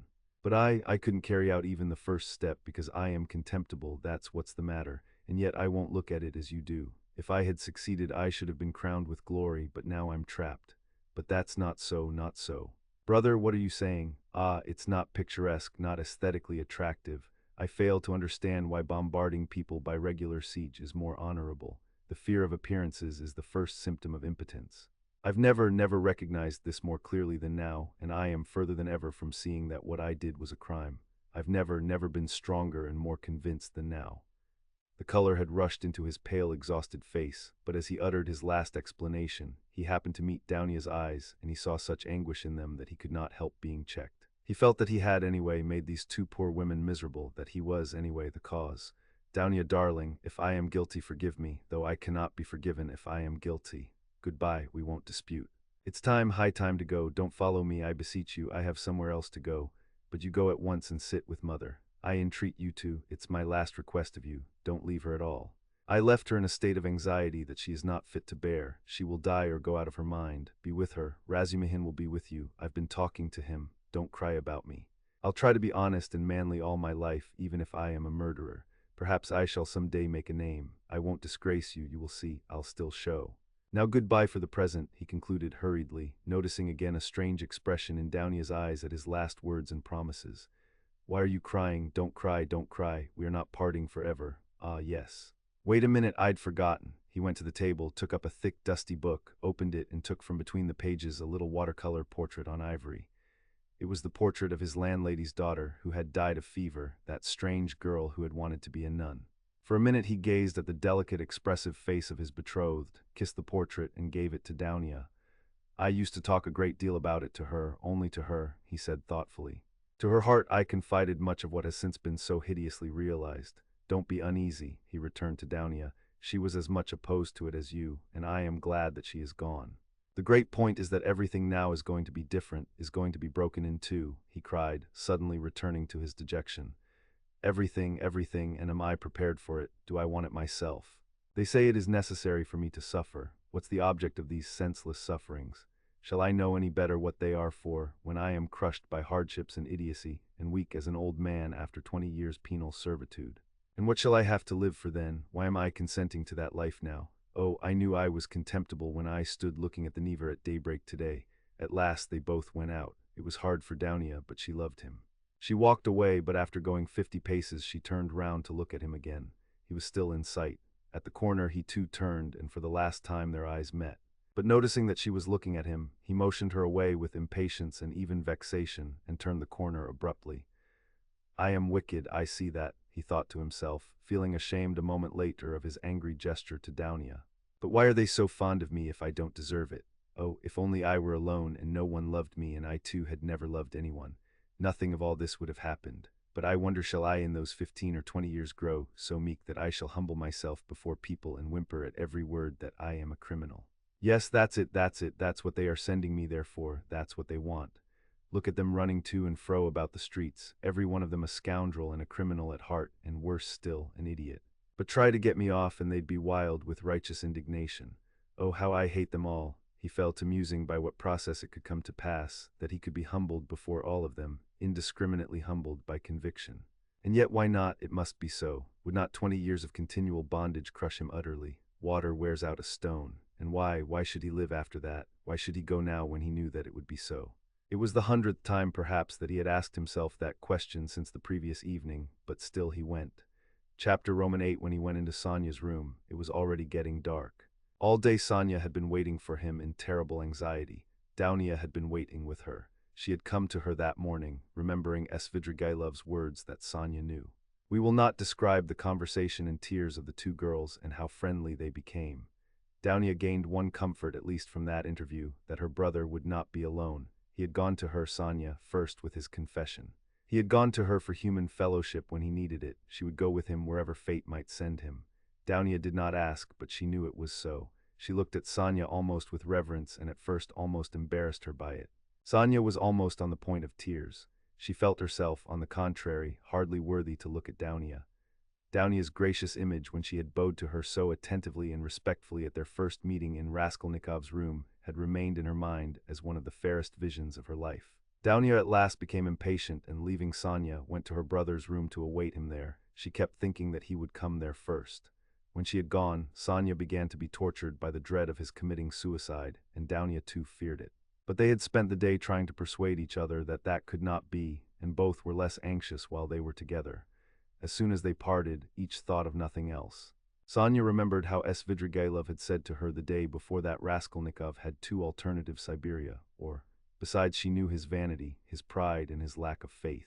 Is it possible that he has nothing but cowardice and fear of death to make him live? She thought at last in despair. Meanwhile the sun was setting. Sonia was standing in dejection, looking intently out of the window, but from it she could see nothing but the unwhitewashed blank wall of the next house. At last, when she began to feel sure of his death, he walked into the room. She gave a cry of joy, but looking carefully into his face, she turned pale. "Yes," said Raskolnikov, smiling. "I have come for your cross, Sonia.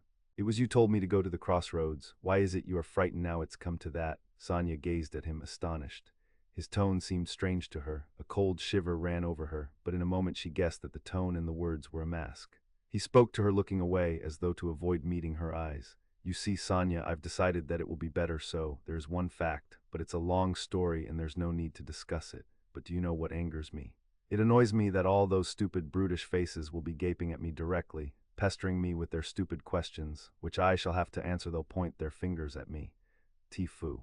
You know I am not going to Porfiry. I am sick of him.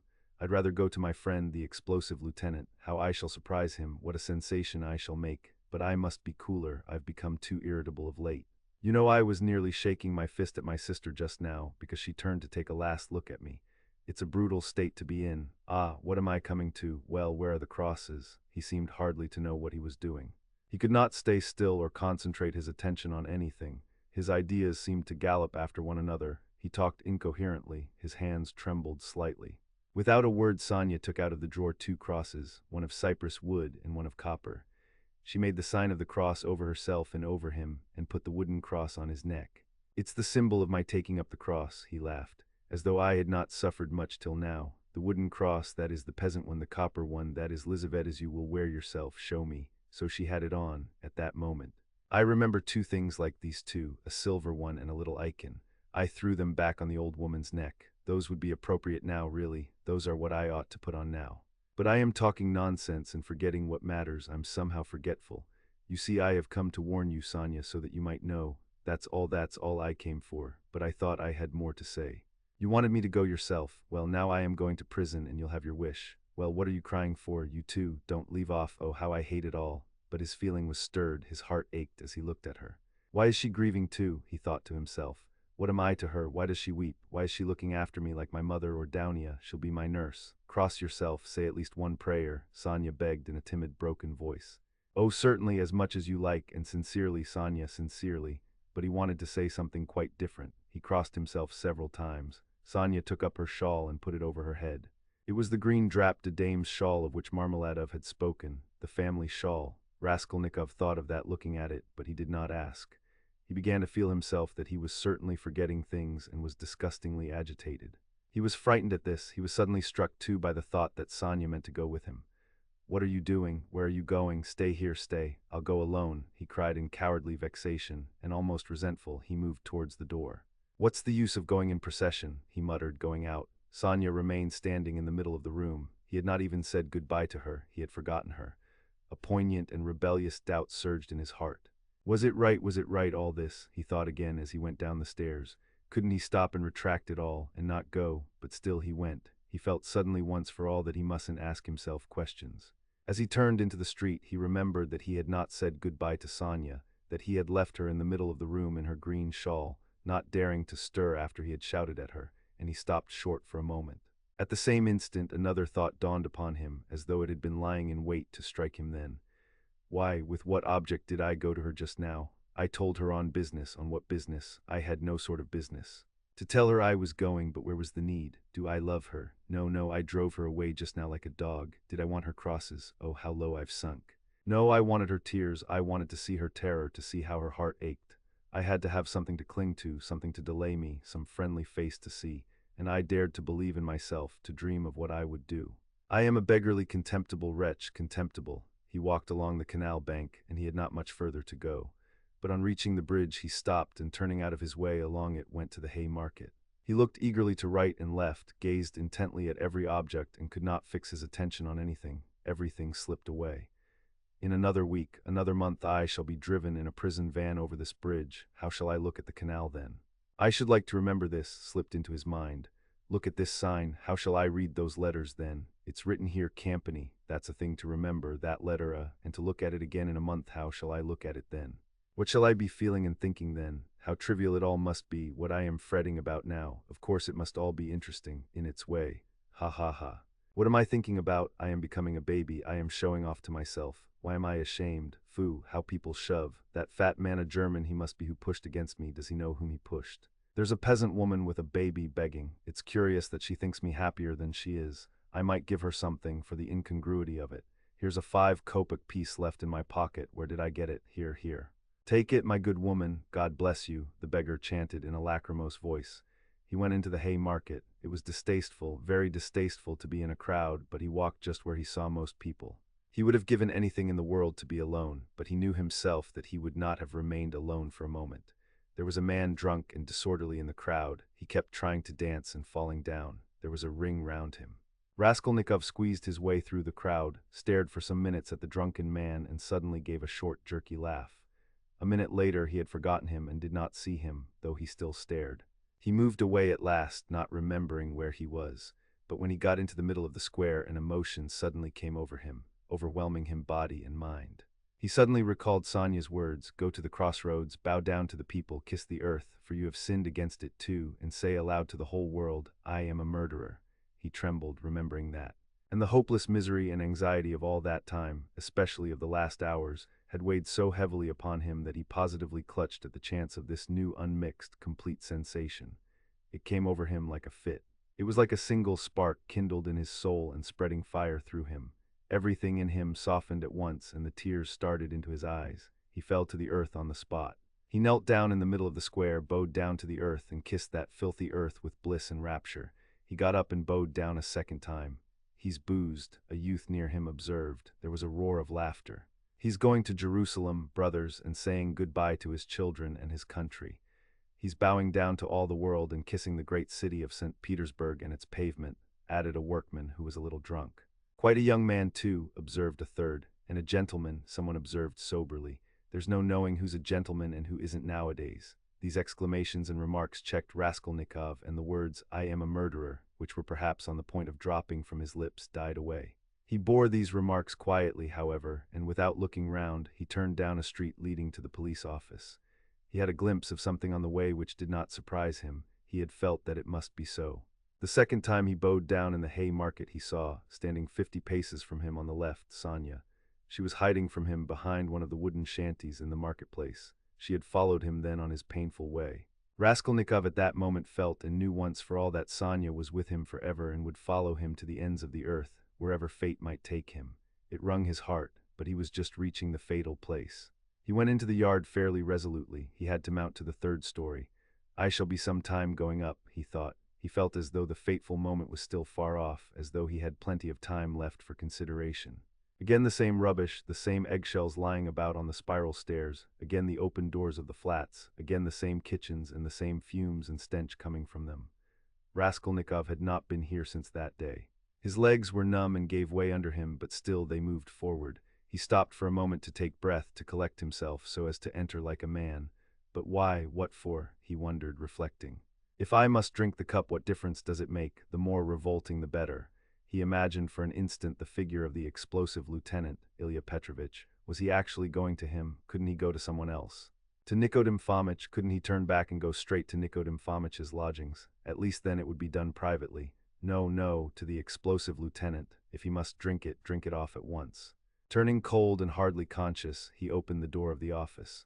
There were very few people in it this time, only a house porter and a peasant. The doorkeeper did not even peep out from behind his screen.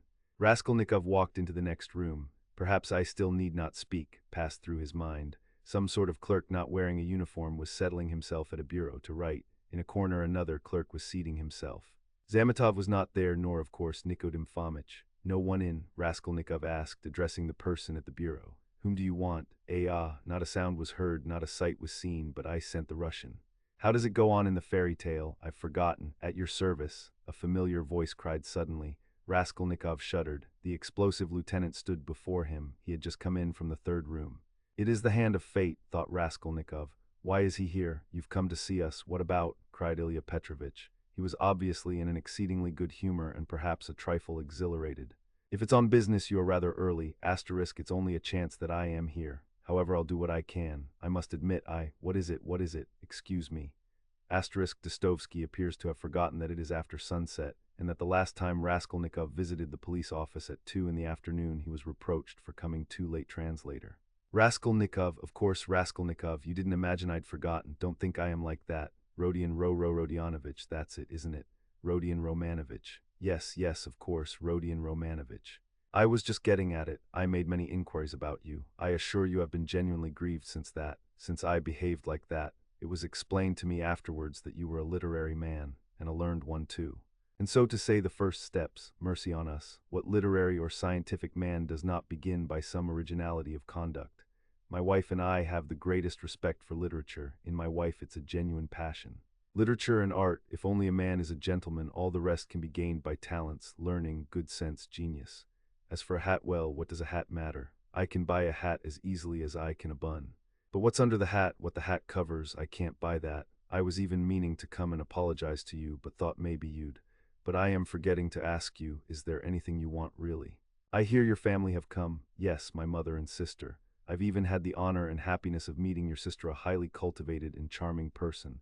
I confess I was sorry I got so hot with you. There it is. But as for my looking suspiciously at your fainting fit, that affair has been cleared up splendidly. Bigotry and fanaticism. I understand your indignation. Perhaps you are changing your lodging on account of your family's arriving. No, I only looked in. I came to ask. I thought that I should find Zametov here. Oh yes, of course, you've made friends, I heard. Well no, Zametov is not here. Yes, we've lost Zametov. He's not been here since yesterday. He quarreled with everyone on leaving, in the rudest way. He is a feather-headed youngster, that's all. One might have expected something from him, but there, you know what they are brilliant young men. He wanted to go in for some examination, but it's only to talk and boast about it. It will go no further than that. Of course, it's a very different matter with you or Mr. Razumihin there, your friend. Your career is an intellectual one, and you won't be deterred by failure. For you, one may say, all the attractions of life nihil est. You are an ascetic, a monk, a hermit. A book, a pen behind your ear, a learned research, that's where your spirit soars. I am the same way myself. Have you read Livingstone's Travels? No. Oh, I have.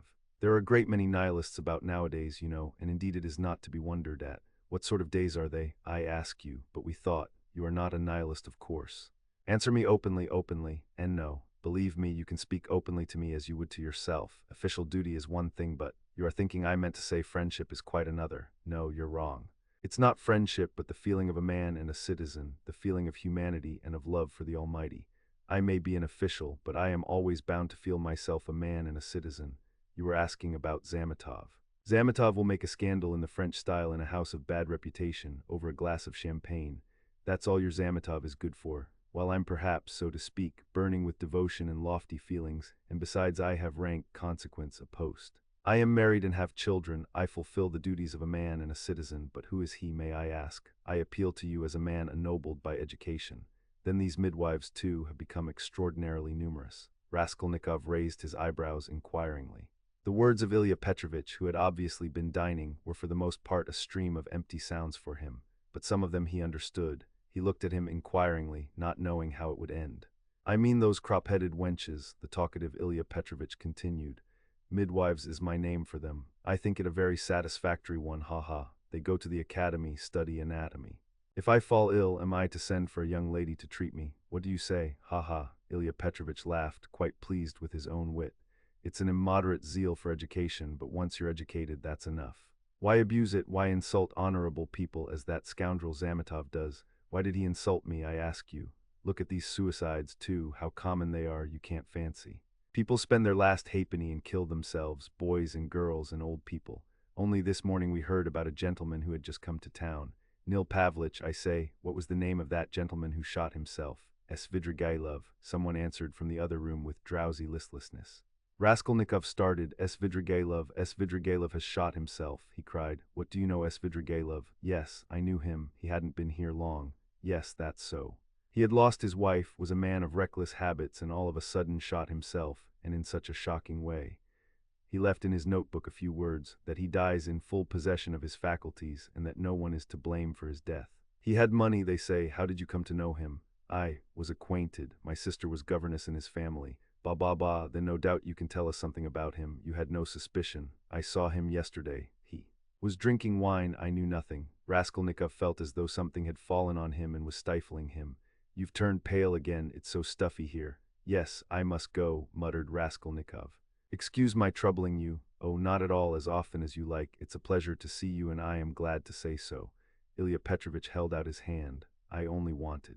I came to see Zametov. I understand, and it's a pleasure to see you. I am very glad. Goodbye. Raskolnikov smiled. He went out, he reeled, he was overtaken with giddiness and did not know what he was doing.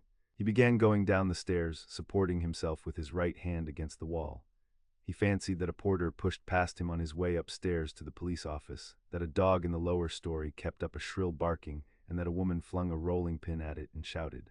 He went down and out into the yard. There, not far from the entrance, stood Sonia, pale and horror-stricken. She looked wildly at him. He stood still before her.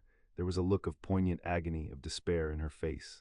She clasped her hands. His lips worked in an ugly, meaningless smile. He stood still a minute, grinned, and went back to the police office. Ilya Petrovitch had sat down and was rummaging among some papers. Before him stood the same peasant who had pushed by on the stairs. Halloa, back again. Have you left something behind? What's the matter? Raskolnikov, with white lips and staring eyes, came slowly nearer. He walked right to the table, leaned his hand on it, tried to say something, but could not. Only incoherent sounds were audible. You are feeling ill. A chair. Here, sit down. Some water. Raskolnikov dropped onto a chair, but he kept his eyes fixed on the face of Ilya Petrovitch, which expressed unpleasant surprise. Both looked at one another for a minute and waited. Water was brought. It was I, began Raskolnikov. Drink some water. Raskolnikov refused the water with his hand, and softly and brokenly but distinctly said, It was I killed the old pawnbroker woman and her sister Lizaveta with an axe and robbed them. Ilya Petrovitch opened his mouth. People ran up on all sides. Raskolnikov repeated his statement. Epilogue. I Siberia. On the banks of a broad, solitary river stands a town, one of the administrative centers of Russia. In the town there is a fortress. In the fortress there is a prison. In the prison, the second-class convict Rodion Raskolnikov has been confined for 9 months. Almost a year and a half has passed since his crime. There had been little difficulty about his trial. The criminal adhered exactly, firmly, and clearly to his statement. He did not confuse nor misrepresent the facts, nor soften them in his own interest, nor omit the smallest detail. He explained every incident of the murder, the secret of the pledge, the piece of wood with a strip of metal, which was found in the murdered woman's hand. He described minutely how he had taken her keys, what they were like, as well as the chest and its contents. He explained the mystery of Lizaveta's murder, described how Koch and after him the student knocked, and repeated all they had said to one another. How he afterwards had run downstairs and heard Nikolay and Dmitri shouting. How he had hidden in the empty flat and afterwards gone home. He ended by indicating the stone in the yard off the Voznesensky Prospect under which the purse and the trinkets were found. The whole thing, in fact, was perfectly clear. The lawyers and the judges were very much struck, among other things, by the fact that he had hidden the trinkets and the purse under a stone without making use of them, and that, what was more, he did not now remember what the trinkets were like, or even how many there were. The fact that he had never opened the purse, and did not even know how much was in it, seemed incredible. There turned out to be in the purse 317 rubles and 60 kopecks.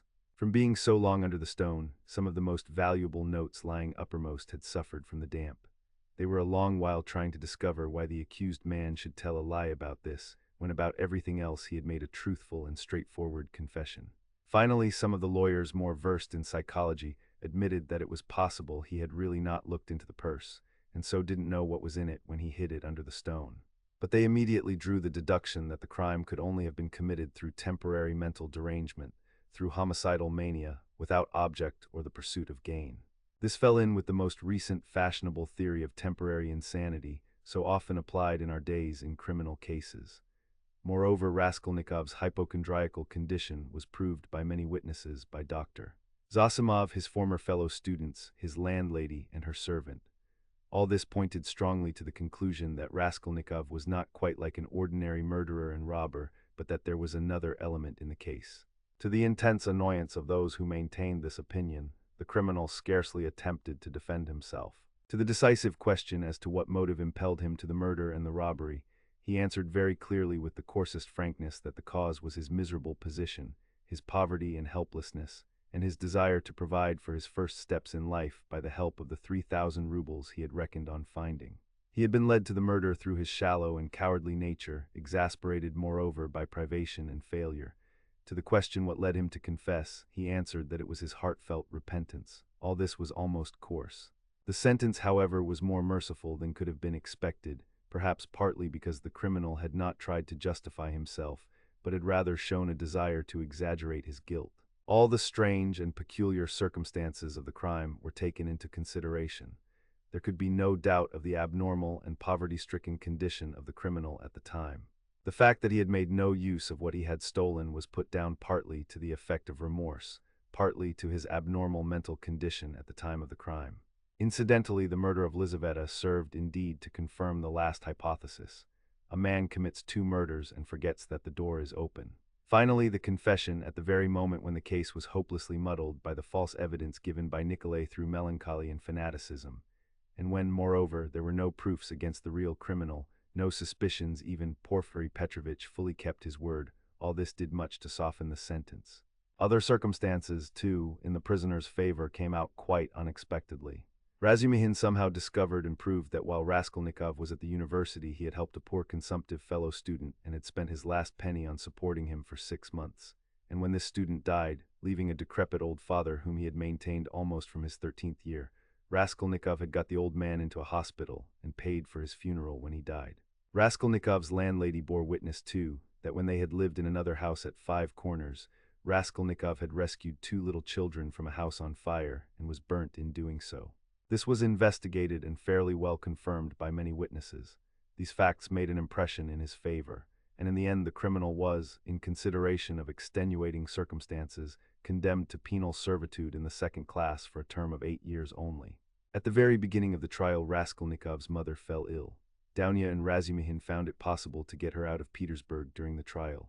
Razumihin chose a town on the railway not far from Petersburg, so as to be able to follow every step of the trial and at the same time to see Avditia Romanovna as often as possible. Pulcheria Alexandrovna's illness was a strange nervous one and was accompanied by a partial derangement of her intellect. When Dounia returned from her last interview with her brother, she had found her mother already ill, in feverish delirium. That evening Razumihin and she agreed what answers they must make to her mother's questions about Raskolnikov, and made up a complete story for her mother's benefit of his having to go away to a distant part of Russia on a business commission, which would bring him in the end money and reputation. But they were struck by the fact that Pulcheria Alexandrovna never asked them anything on the subject, neither then nor thereafter. On the contrary, she had her own version of her son's sudden departure. She told them with tears how he had come to say goodbye to her, hinting that she alone knew many mysterious and important facts, and that Radia had many very powerful enemies, so that it was necessary for him to be in hiding. As for his future career, she had no doubt that it would be brilliant when certain sinister influences could be removed. She assured Razumihin that her son would be one day a great statesman, that his article and brilliant literary talent proved it. This article she was continually reading, she even read it aloud, almost took it to bed with her, but scarcely asked where Radia was, though the subject was obviously avoided by the others, which might have been enough to awaken her suspicions. They began to be frightened at last at Pulcheria Alexandrovna's strange silence on certain subjects. She did not, for instance, complain of getting no letters from him, though in previous years she had only lived on the hope of letters from her beloved Radia. This was the cause of great uneasiness to Downia. The idea occurred to her that her mother suspected that there was something terrible in her son's fate and was afraid to ask, for fear of hearing something still more awful. In any case, Downia saw clearly that her mother was not in full possession of her faculties. It happened once or twice, however, that Pulcheria Alexandrovna gave such a turn to the conversation that it was impossible to answer her without mentioning where Radia was, and on receiving unsatisfactory and suspicious answers, she became at once gloomy and silent, and this mood lasted for a long time.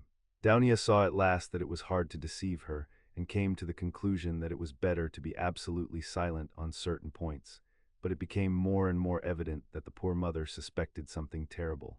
Downia remembered her brothers telling her that her mother had overheard her talking in her sleep on the night after her interview with Svidrigailov and before the fatal day of the confession. Had not she made out something from that? Sometimes days and even weeks of gloomy silence and tears would be succeeded by a period of hysterical animation, and the invalid would begin to talk almost incessantly of her son, of her hopes of his future. Her fancies were sometimes very strange. They humored her, pretended to agree with her. She saw perhaps that they were pretending, but she still went on talking. 5 months after Raskolnikov's confession, he was sentenced. Razumihin and Sonia saw him in prison as often as it was possible. At last the moment of separation came. Downia swore to her brother that the separation should not be forever. Razumihin did the same.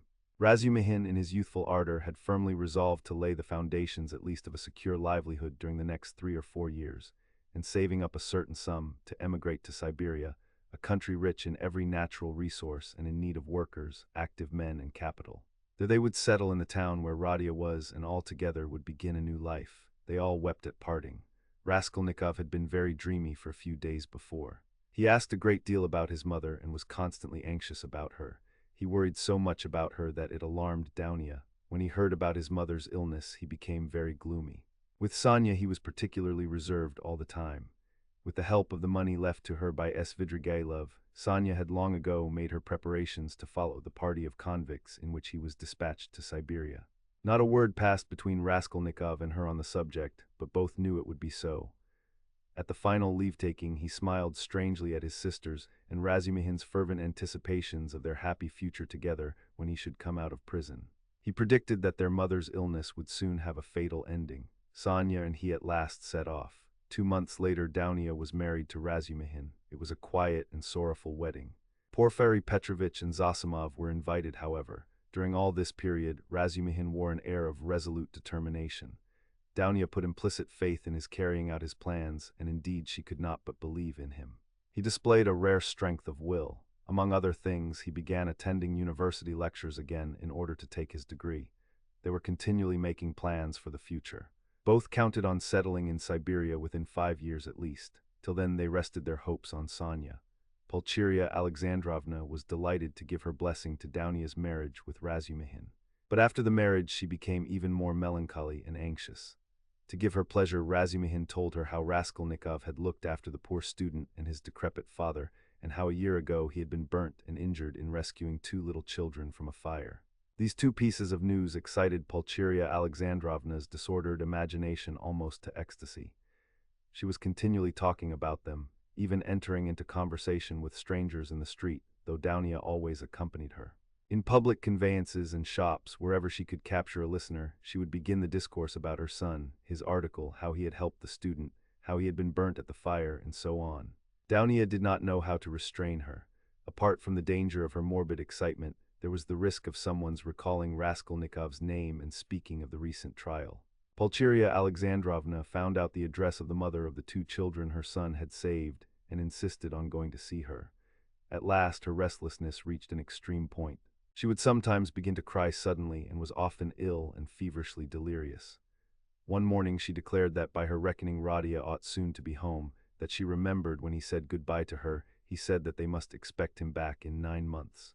She began to prepare for his coming, began to do up her room for him, to clean the furniture, to wash and put up new hangings, and so on. Downia was anxious, but said nothing and helped her to arrange the room. After a fatiguing day spent in continual fancies, in joyful daydreams and tears, Pulcheria Alexandrovna was taken ill in the night, and by morning she was feverish and delirious. It was brain fever. She died within a fortnight. In her delirium, she dropped words which showed that she knew a great deal more about her son's terrible fate than they had supposed.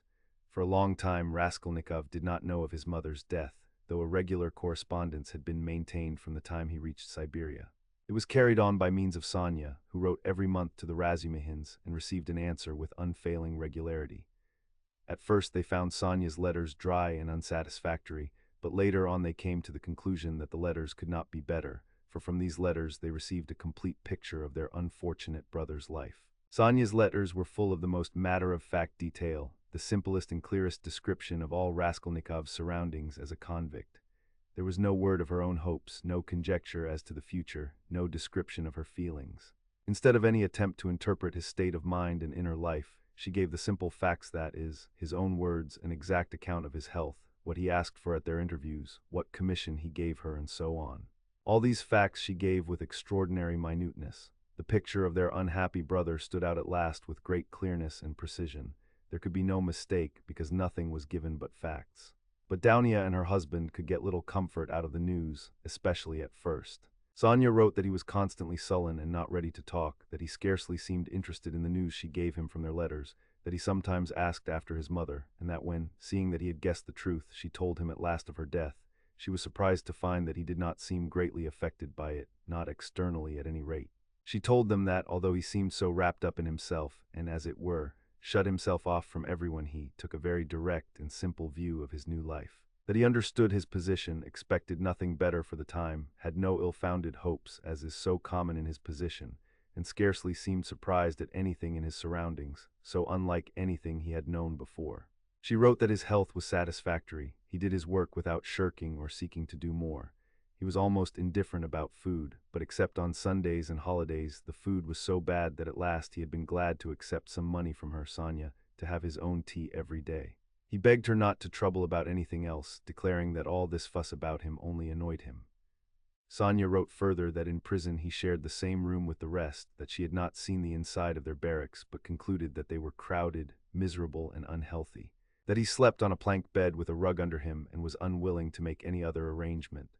But that he lived so poorly and roughly, not from any plan or design, but simply from inattention and indifference. Sonia wrote simply that he had at first shown no interest in her visits, had almost been vexed with her indeed for coming, unwilling to talk and rude to her, but that in the end these visits had become a habit and almost a necessity for him, so that he was positively distressed when she was ill for some days and could not visit him. She used to see him on holidays at the prison gates or in the guard-room, to which he was brought for a few minutes to see her. On working days she would go to see him at work, either at the workshops or at the brick kilns or at the sheds on the banks of the Irtish. About herself, Sonia wrote that she had succeeded in making some acquaintances in the town, that she did sewing, and, as there was scarcely a dressmaker in the town, she was looked upon as an indispensable person in many houses. But she did not mention that the authorities were, through her, interested in Raskolnikov, that his task was lightened, and so on. At last the news came. Dounia had indeed noticed signs of alarm and uneasiness in the preceding letters, that he held aloof from everyone, that his fellow prisoners did not like him, that he kept silent for days at a time and was becoming very pale. In the last letter Sonia wrote that he had been taken very seriously ill and was in the convict ward of the hospital. II, he was ill a long time, but it was not the horrors of prison life, not the hard labor, the bad food, the shaven head, or the patched clothes that crushed him. What did he care for all those trials and hardships? He was even glad of the hard work. Physically exhausted, he could at least reckon on a few hours of quiet sleep. And what was the food to him? The thin cabbage soup with beetles floating in it. In the past, as a student, he had often not had even that. His clothes were warm and suited to his manner of life. He did not even feel the fetters. Was he ashamed of his shaven head and party-colored coat? Before whom? Before Sonia. Sonia was afraid of him. How could he be ashamed before her? And yet he was ashamed even before Sonia, whom he tortured because of it with his contemptuous rough manner. But it was not his shaven head and his fetters he was ashamed of. His pride had been stung to the quick. It was wounded pride that made him ill. Oh, how happy he would have been if he could have blamed himself. He could have borne anything then, even shame and disgrace.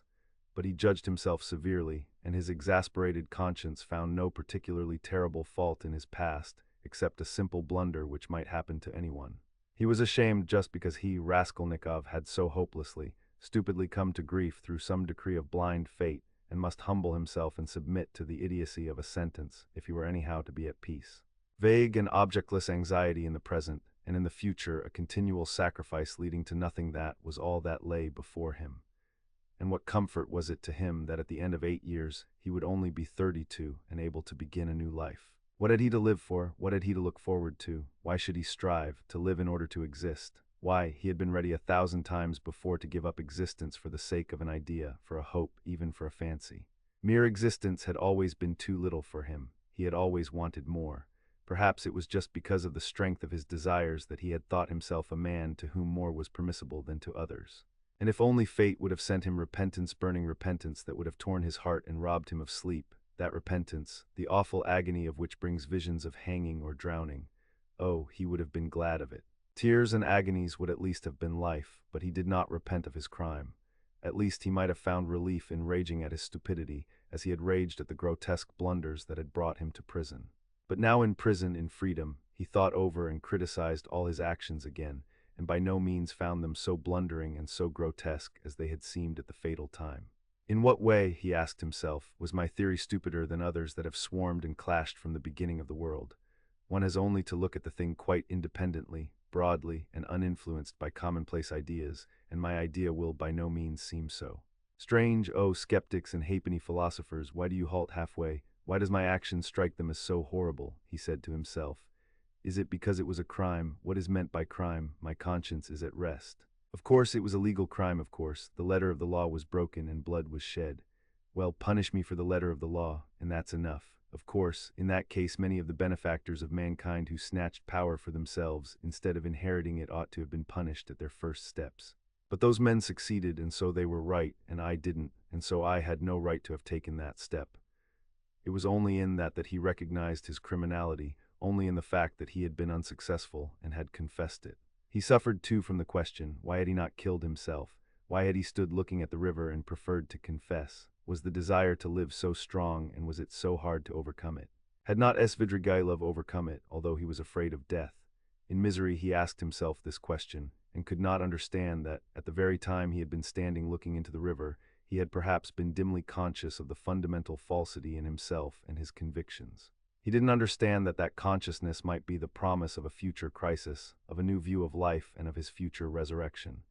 He preferred to attribute it to the dead weight of instinct which he could not step over, again through weakness and meanness. He looked at his fellow prisoners and was amazed to see how they all loved life and prized it. It seemed to him that they loved and valued life more in prison than in freedom. What terrible agonies and privations some of them, the tramps for instance, had endured. Could they care so much for a ray of sunshine, for the primeval forest, the cold spring hidden away in some unseen spot, which the tramp had marked 3 years before, and longed to see again, as he might to see his sweetheart, dreaming of the green grass round it and the birds singing in the bush? As he went on he saw still more inexplicable examples. In prison, of course, there was a great deal he did not see and did not want to see. He lived, as it were, with downcast eyes. It was loathsome and unbearable for him to look. But in the end there was much that surprised him, and he began, as it were involuntarily, to notice much that he had not suspected before. What surprised him most of all was the terrible, impossible gulf that lay between him and all the rest. They seemed to be a different species, and he looked at them and they at him with distrust and hostility. He felt and knew the reasons of his isolation, but he would never have admitted till then that those reasons were so deep and strong. There were some Polish exiles, political prisoners, among them. They simply looked down upon all the rest as ignorant churls, but Raskolnikov could not look upon them like that. He saw that these ignorant men were in many respects far wiser than the Poles. There were some Russians who were just as contemptuous, a former officer and 2 seminarists. Raskolnikov saw their mistake as clearly. He was disliked and avoided by everyone. They even began to hate him at last, why he could not tell. Men who had been far more guilty despised and laughed at his crime. "You're a gentleman," they used to say. "You shouldn't hack about with an axe, that's not a gentleman's work." The second week in Lent, his turn came to take the sacrament with his gang. He went to church and prayed with the others. A quarrel broke out one day, he did not know how. All fell on him at once in a fury. "You're an infidel, you don't believe in God," they shouted. "You ought to be killed." He had never talked to them about God nor his belief, but they wanted to kill him as an infidel. He said nothing. One of the prisoners rushed at him in a perfect frenzy. Raskolnikov awaited him calmly and silently. His eyebrows did not quiver, his face did not flinch. The guard succeeded in intervening between him and his assailant, or there would have been bloodshed. There was another question he could not decide. Why were they all so fond of Sonia? She did not try to win their favor. She rarely met them. Sometimes only she came to see him at work for a moment. And yet everybody knew her. They knew that she had come out to follow him, knew how and where she lived. She never gave them money, did them no particular services. Only once at Christmas she sent them all presents of pies and rolls. But by degrees closer relations sprang up between them and Sonia. She would write and post letters for them to their relations. Relations of the prisoners who visited the town, at their instructions, left with Sonia presents and money for them. Their wives and sweethearts knew her and used to visit her. And when she visited Raskolnikov at work or met a party of the prisoners on the road, they all took off their hats to her. "Little mother Sofya Semyonovna, you are our dear, good little mother," coarse-branded criminals said to that frail little creature.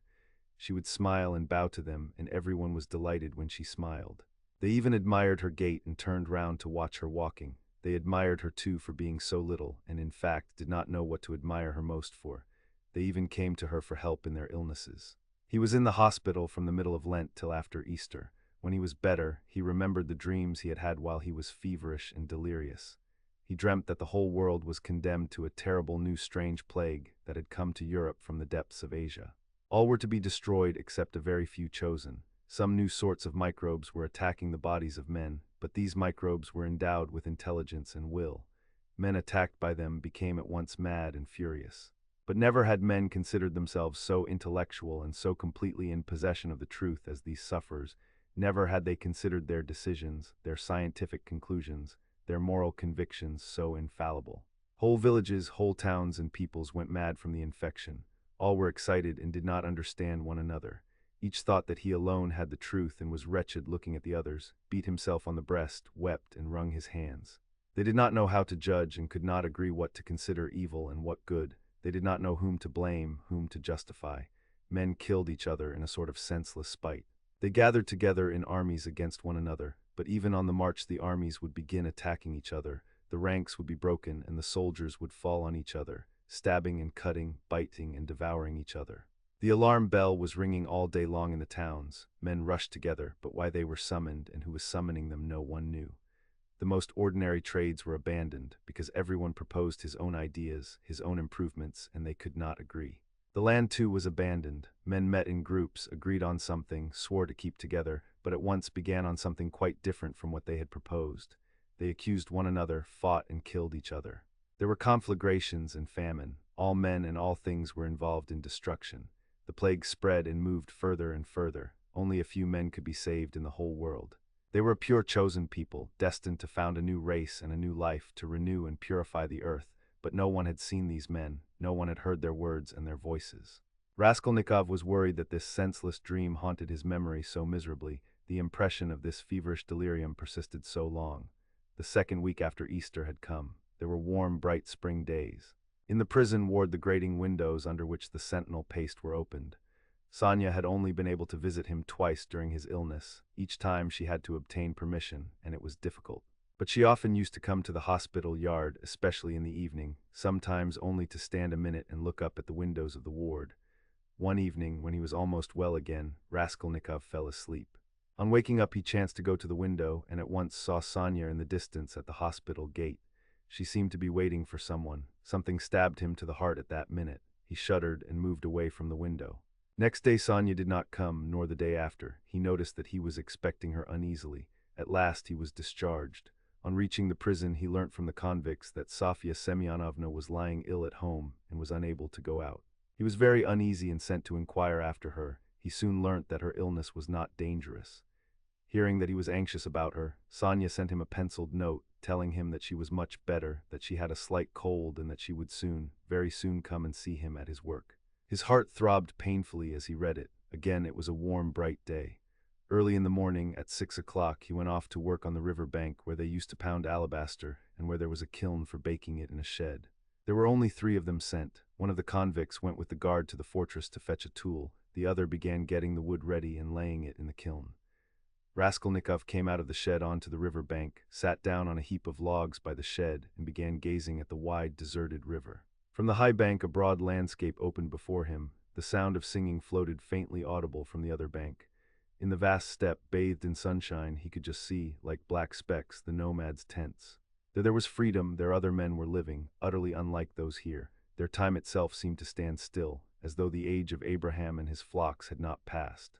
Raskolnikov sat gazing, his thoughts passed into daydreams, into contemplation. He thought of nothing, but a vague restlessness excited and troubled him. Suddenly he found Sonia beside him.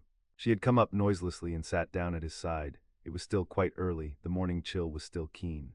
She wore her poor old burnous and the green shawl, her face still showed signs of illness, it was thinner and paler. She gave him a joyful smile of welcome, but held out her hand with her usual timidity. She was always timid of holding out her hand to him, and sometimes did not offer it at all, as though afraid he would repel it. He always took her hand as though with repugnance, always seemed vexed to meet her, and was sometimes obstinately silent throughout her visit. Sometimes she trembled before him and went away deeply grieved. But now their hands did not part. He stole a rapid glance at her and dropped his eyes on the ground without speaking. They were alone, no one had seen them. The guard had turned away for the time. How it happened he did not know. But all at once something seemed to seize him and fling him at her feet. He wept and threw his arms round her knees. For the first instant she was terribly frightened and she turned pale. She jumped up and looked at him trembling. But at the same moment she understood, and a light of infinite happiness came into her eyes. She knew and had no doubt that he loved her beyond everything, and that at last the moment had come. They wanted to speak, but could not. Tears stood in their eyes. They were both pale and thin, but those sick, pale faces were bright with the dawn of a new future, of a full resurrection into a new life. They were renewed by love. The heart of each held infinite sources of life for the heart of the other. They resolved to wait and be patient. They had another 7 years to wait, and what terrible suffering and what infinite happiness before them. But he had risen again, and he knew it and felt it in all his being, while she only lived in his life. On the evening of the same day, when the barracks were locked, Raskolnikov lay on his plank bed and thought of her. He had even fancied that day that all the convicts who had been his enemies looked at him differently. He had even entered into talk with them, and they answered him in a friendly way. He remembered that now, and thought it was bound to be so. Wasn't everything now bound to be changed? He thought of her. He remembered how continually he had tormented her and wounded her heart. He remembered her pale and thin little face. But these recollections scarcely troubled him now. He knew with what infinite love he would now repay all her sufferings, and what were all the agonies of the past. Everything, even his crime, his sentence and imprisonment, seemed to him now in the first rush of feeling an external, strange fact with which he had no concern. But he could not think for long together of anything that evening, and he could not have analyzed anything consciously. He was simply feeling. Life had stepped into the place of theory, and something quite different would work itself out in his mind. Under his pillow lay the New Testament. He took it up mechanically. The book belonged to Sonia. It was the one from which she had read the raising of Lazarus to him. At first he was afraid that she would worry him about religion, would talk about the gospel and pester him with books. But to his great surprise, she had not once approached the subject, and had not even offered him the testament. He had asked her for it himself not long before his illness, and she brought him the book without a word. Till now he had not opened it. He did not open it now, but one thought passed through his mind. Can her convictions not be mine now, her feelings, her aspirations at least? She too had been greatly agitated that day, and at night she was taken ill again. But she was so happy and so unexpectedly happy that she was almost frightened of her happiness. 7 years, only 7 years. At the beginning of their happiness at some moments, they were both ready to look on those 7 years as though they were 7 days. He did not know that the new life would not be given him for nothing, that he would have to pay dearly for it, that it would cost him great striving, great suffering. But that is the beginning of a new story, the story of the gradual renewal of a man, the story of his gradual regeneration, of his passing from one world into another, of his initiation into a new unknown life. That might be the subject of a new story, but our present story is ended.